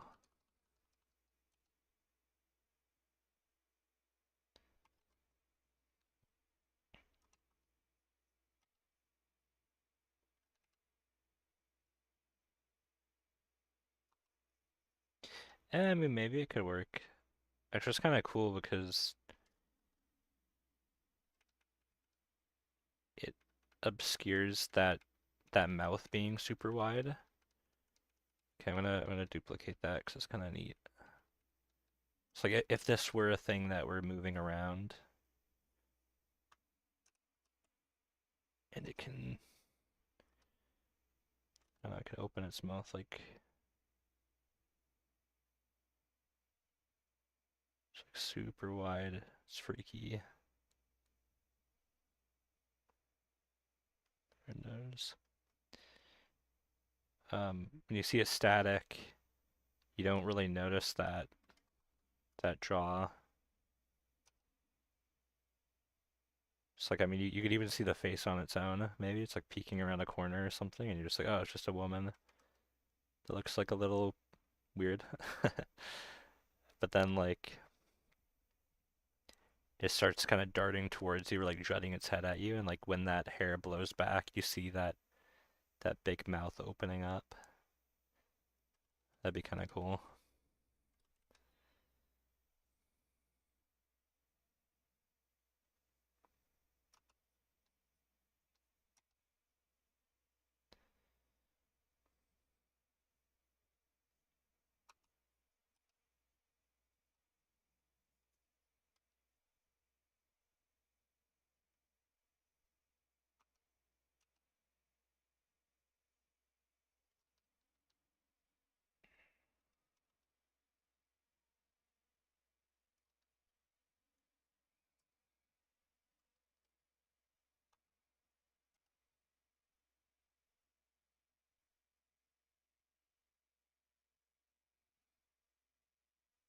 I think I'd recommend uh people do.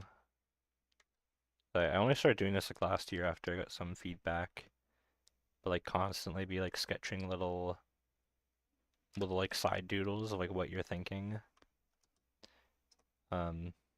'Cause like all that context helps push your ideas and like focus. It's just nice to see like the actual thinking behind what you're doing as well.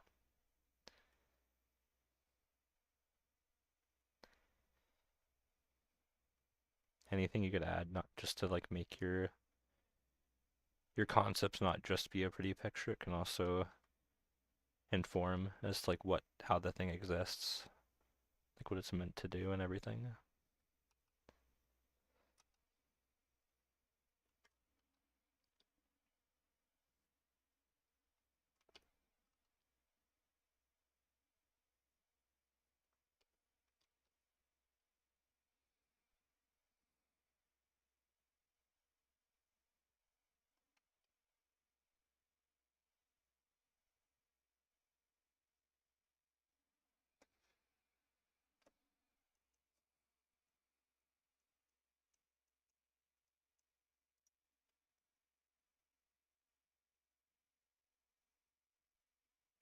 think I'm kind of gravitating towards this one right now, that sketch.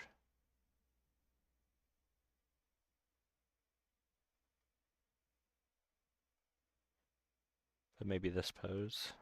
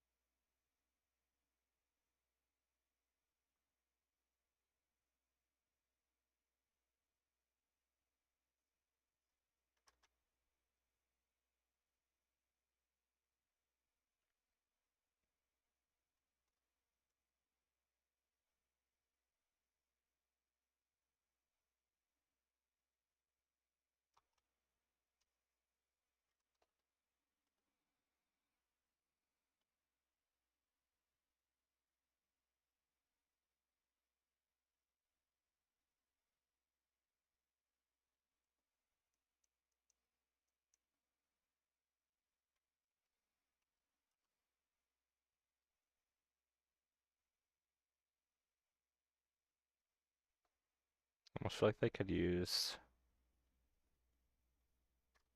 could have like sashes or something. I don't think they're gonna fully like dress up so much, but that one. I kind of like the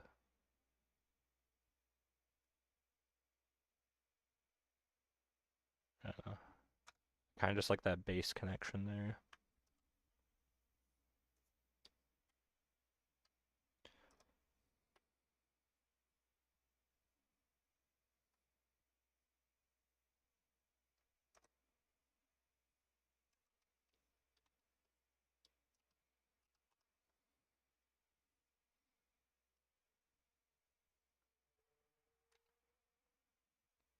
Yeah, they could have a kind of zigzagging sash that wraps their body.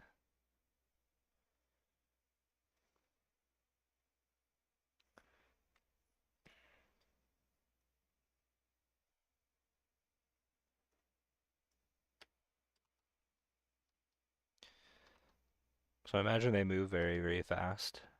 They're trotting around and like having that drapery animating would be quite cool.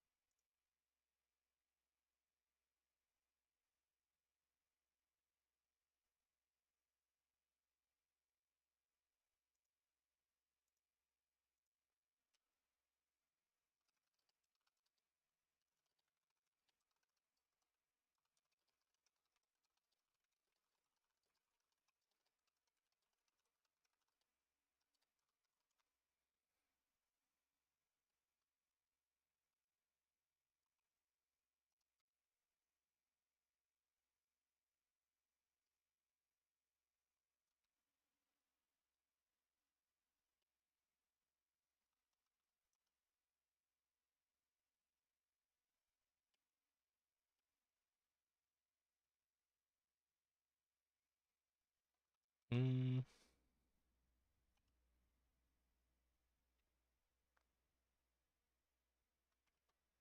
Just adjust that. The temptation is to add like the little belly dancer things as well, but I feel like it just feels a little too on the nose, honestly. Like even though it'd be kind of cool, like having that shimmering um, gold or metal, like as they moved around.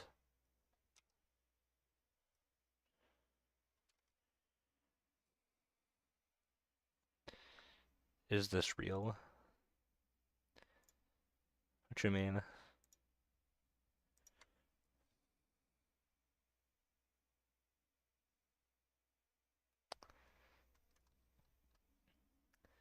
What do you mean?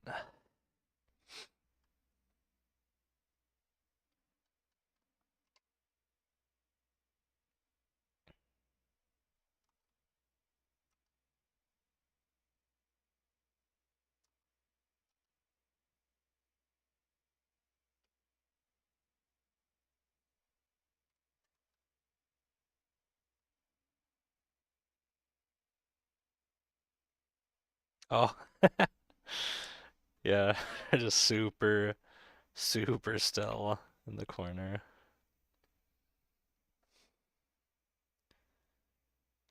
It's my superpower.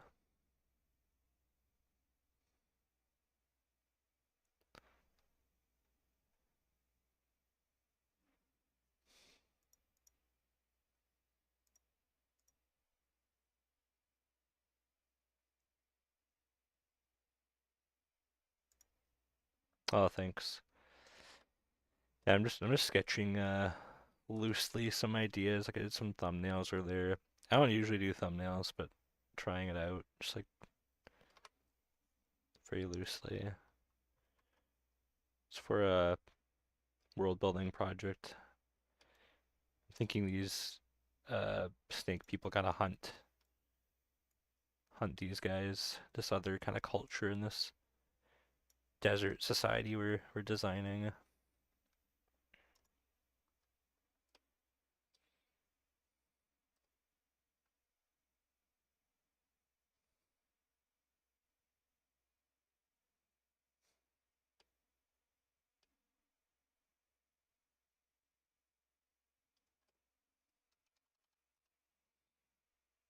Yeah, maybe they have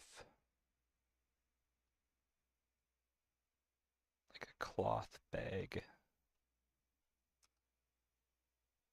just as wrapped in a way that they can store stuff on their back. That'd be kind of cool.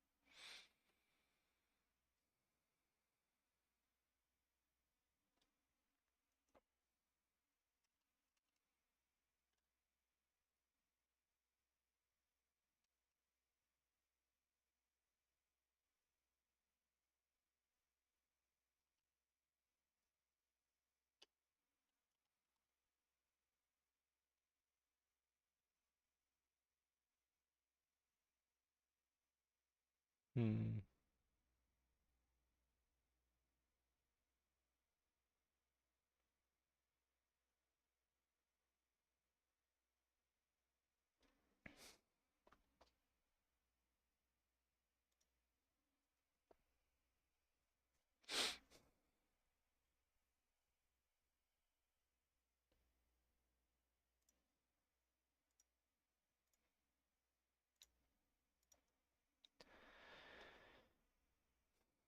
Okay, well, just because they're snakes doesn't really mean they have to. I'm just trying to push myself in regards to what they look like. Just because they're snakes doesn't mean they can't have like little. Yeah, that might take away from them being snake-like though if they have little legs or something.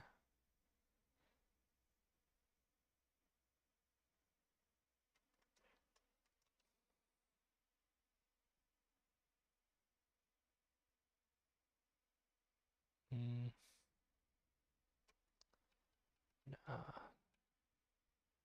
Could split though into like two snake tails.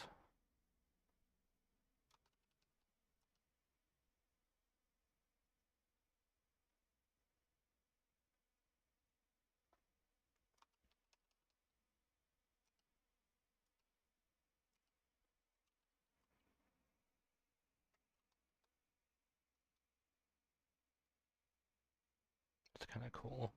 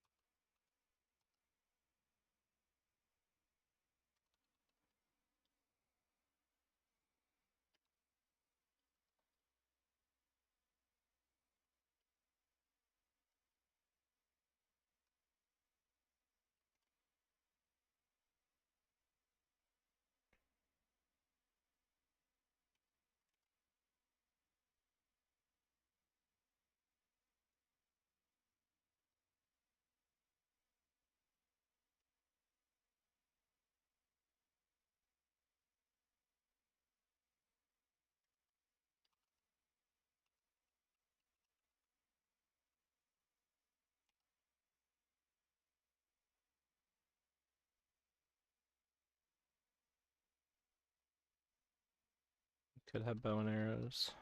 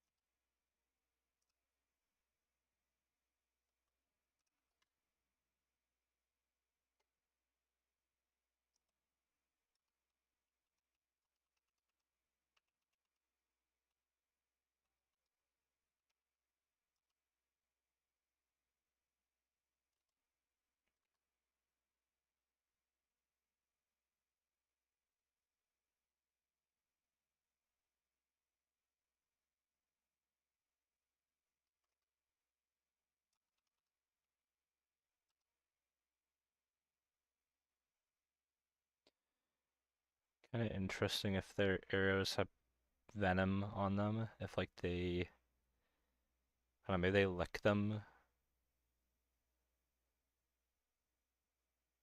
get a little bit of venom on there before they fire them.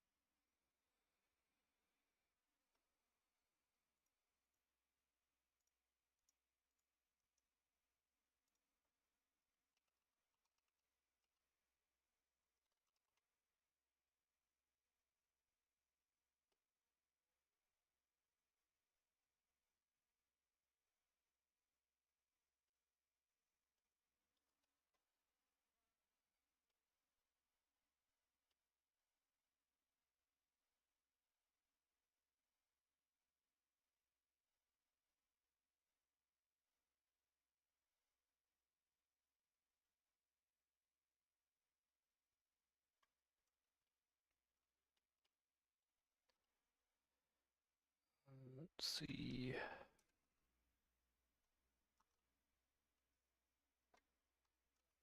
think I didn't really capture. I was thinking it's like I like that Cobra look, like how they have the winging out sides. I'm just imagining like the kind of female body like really um kind of how to blend the two.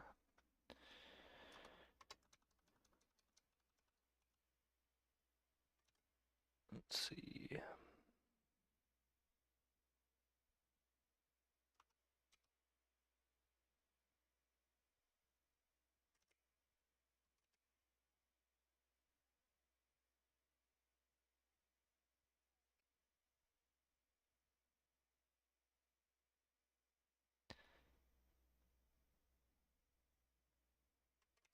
It's almost like Han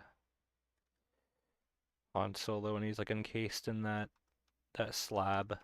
Like I kind of want that feel a little bit.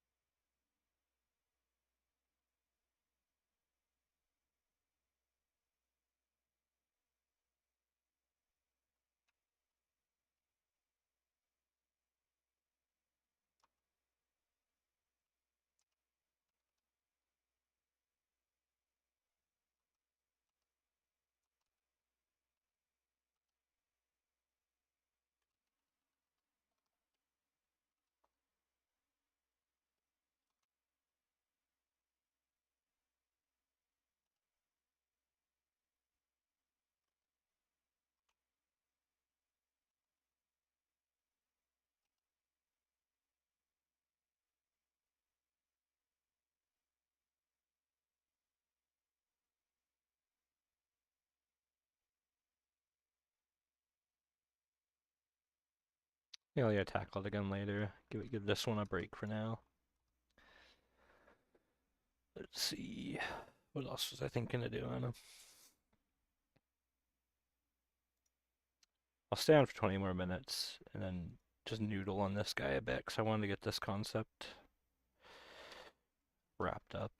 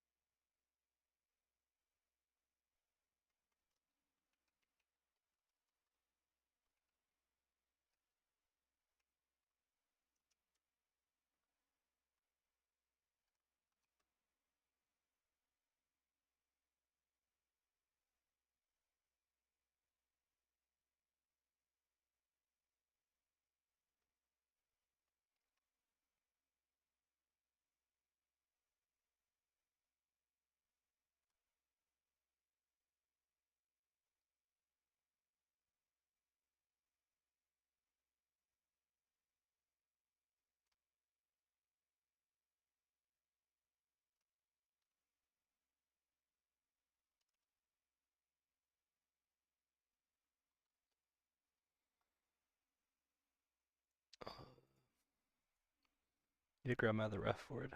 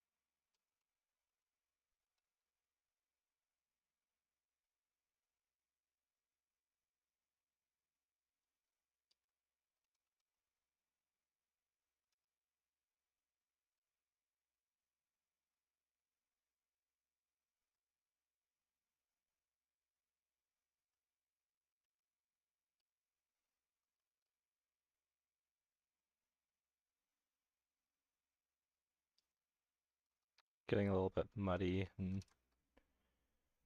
certain areas.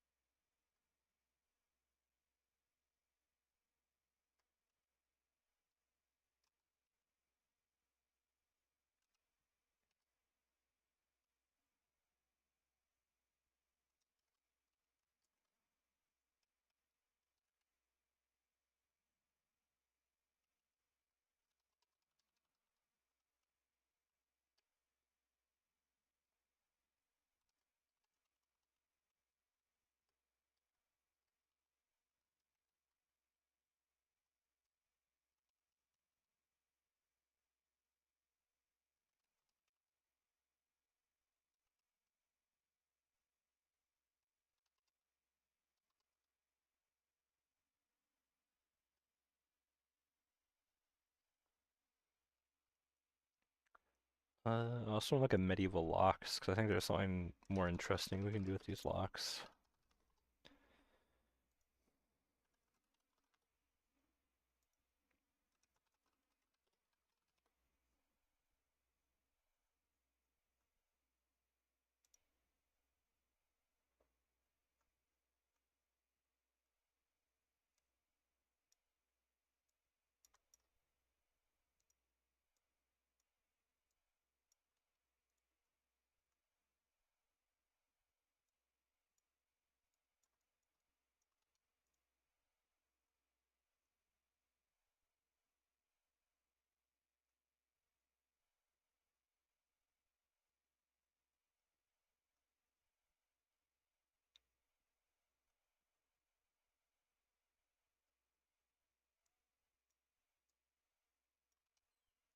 Okay.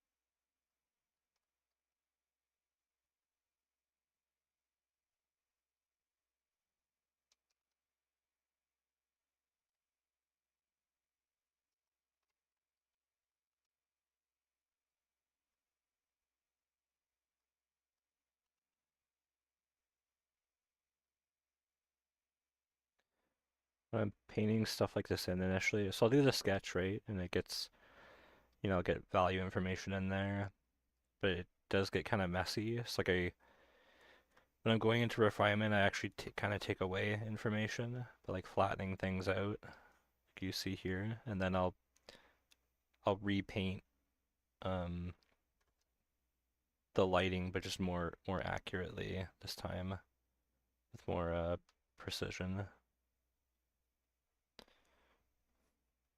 Let's take the magic wand. You don't really need to do this everywhere either. Like the trick is you just do this where it's most important, like most focal areas, and then like it's fine if like this stuff gets like a little bit sketchier. Um, it's not really that big of a deal.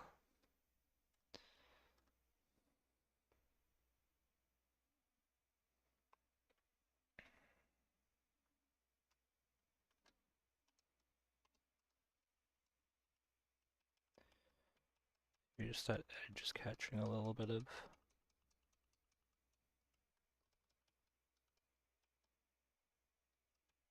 highlight.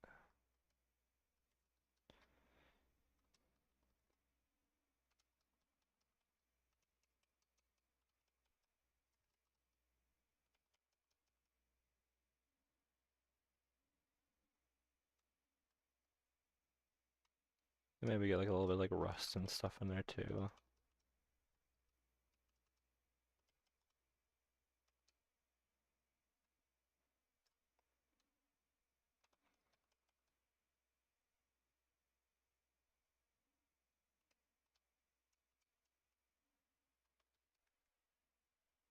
Hi, Syntax. Thank you. Appreciate it.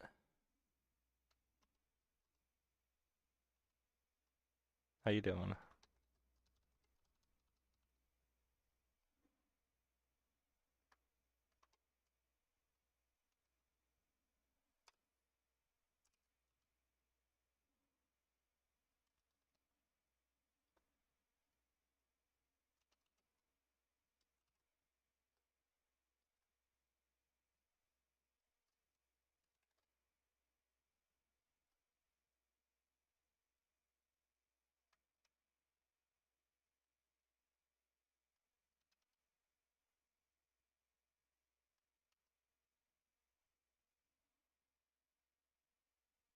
Oh, thanks. Have a good one.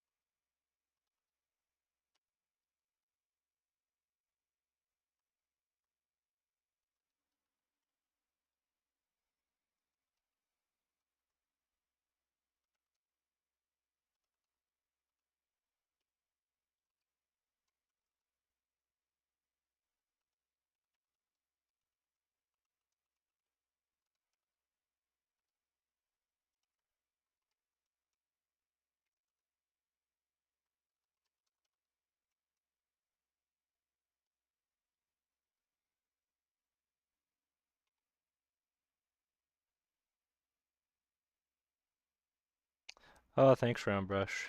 Appreciate it.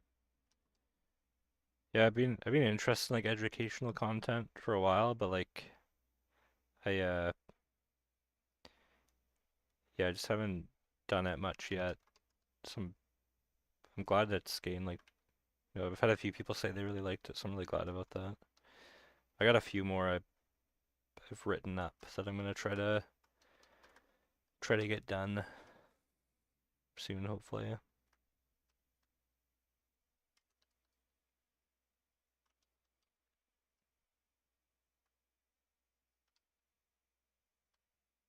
you got any suggestions on things you'd like to hear me talk about, like totally open to it.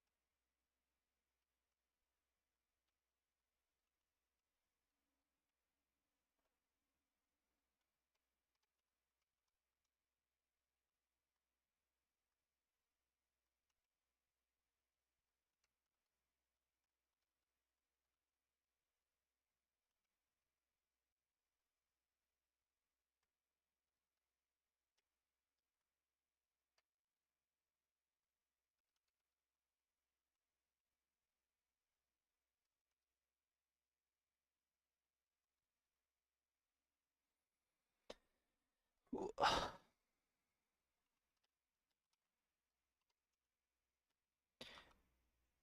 just have to catch myself because I'm like constantly slowly sinking into my chair every so often.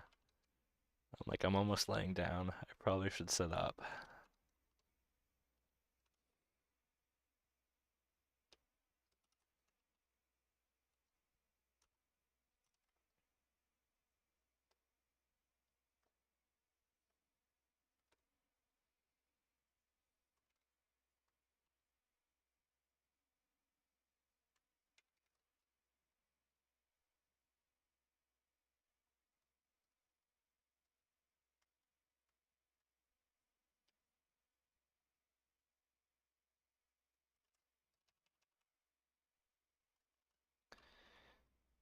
I think we could probably catch a little bit of that collarbone, and that'll help sell the structure a little bit more.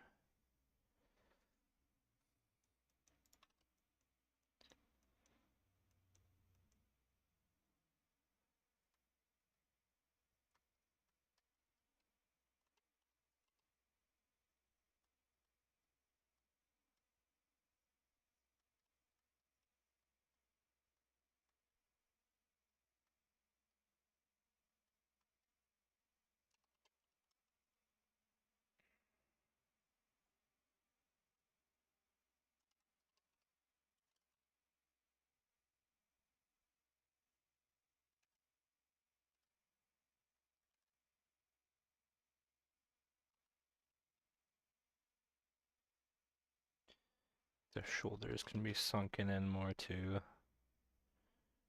This dude's meant to be dead after all.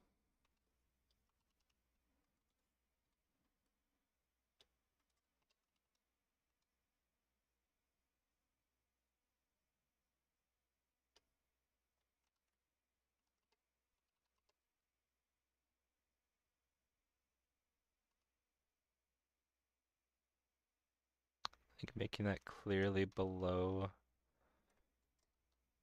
So this is meant to like jut out, kind of like what you see at the front of a train. Um, so yeah, it's gonna be over top of that chain. And then maybe we catch the light again over here.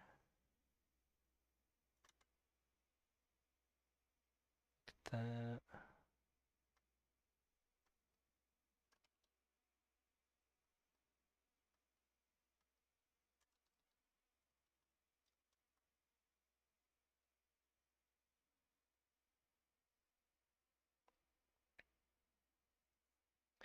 Approach design. Okay, cool. Yeah, I could try to think about stuff in regards to that.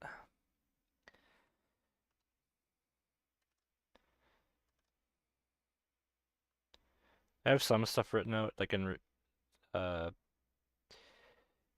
kind of principles for tackling design, like the process more so that I was gonna do some videos of it as well. So hopefully that'll be interesting.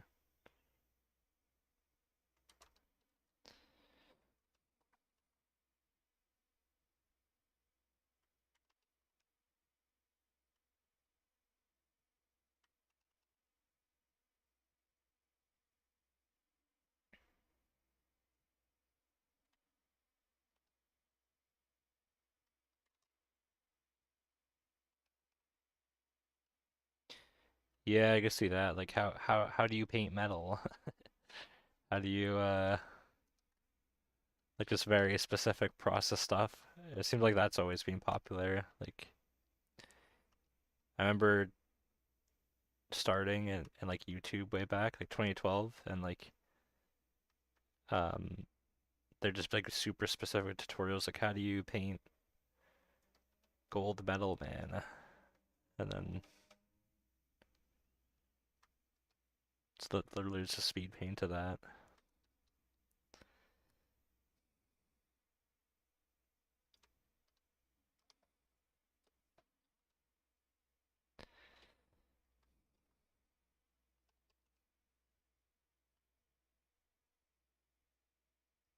I'm definitely more interested in like principles though. Particularly like snappy principles. Like I really like I don't know, things are very easy to remember.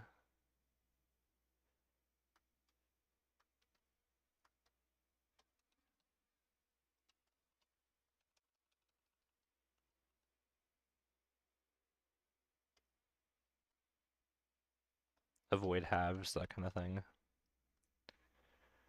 Big, medium, small.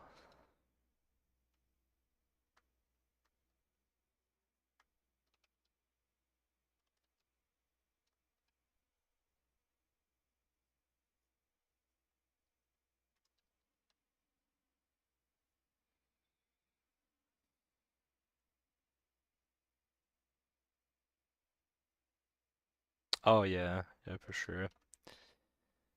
I'm not super interested in being like a social media artist either, to be honest. So I'm fine with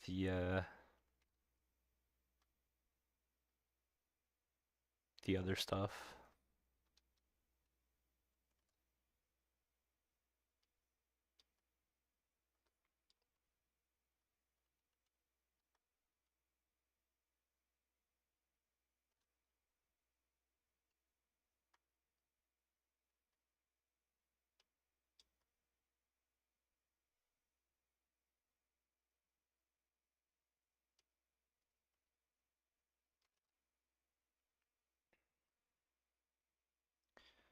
I feel like when when you dip into the world of being a social media artist, it's kind of more like being an entertainer in a way. Like it's a little bit different.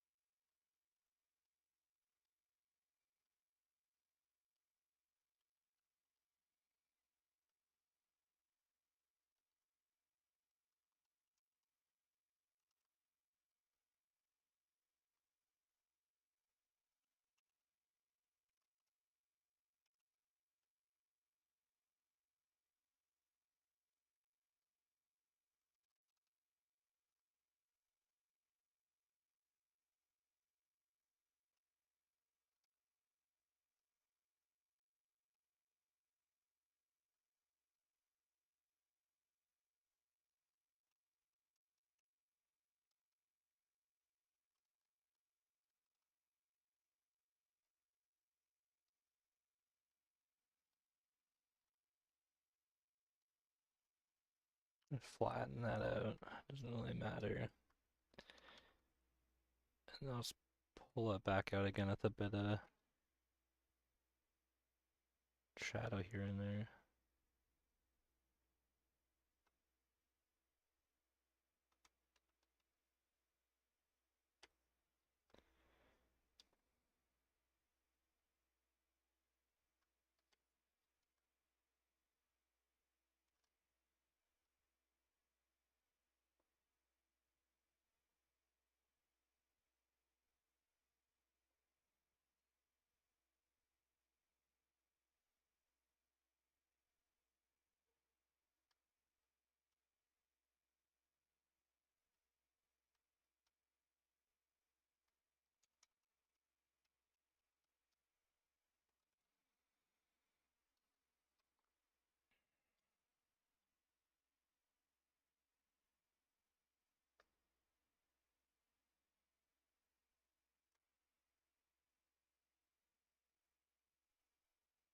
If I keep these guys beside, just so I can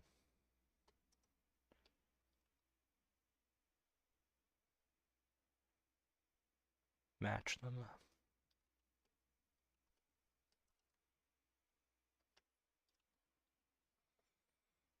Are they brothers? Yeah. Couple of brothers.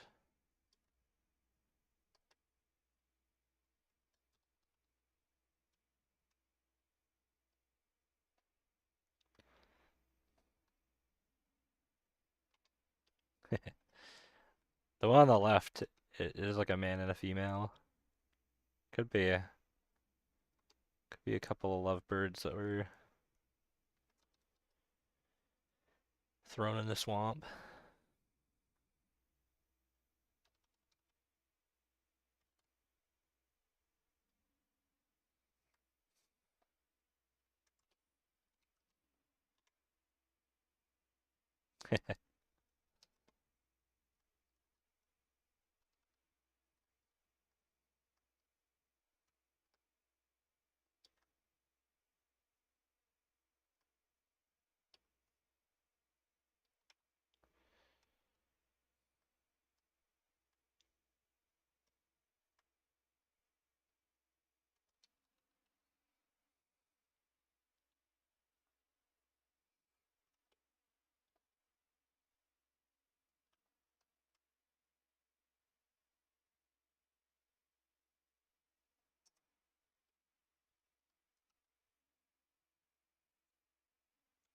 Facts don't lie.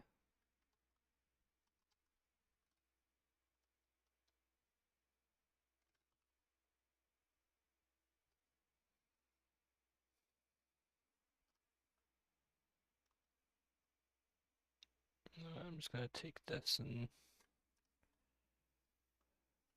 reuse it.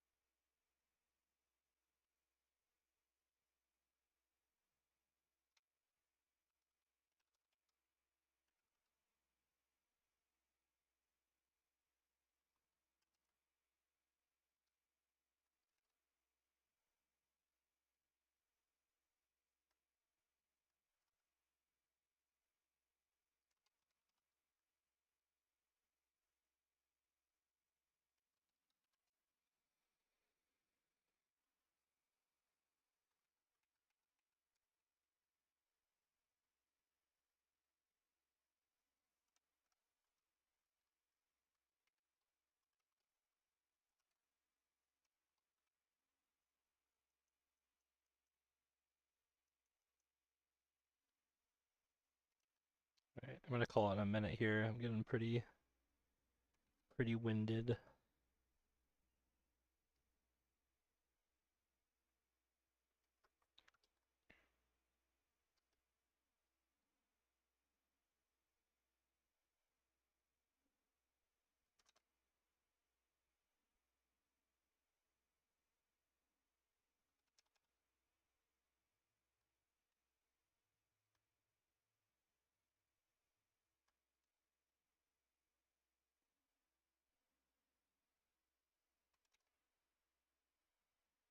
Probably stream again tonight though. In the evening after I take a break for a bit.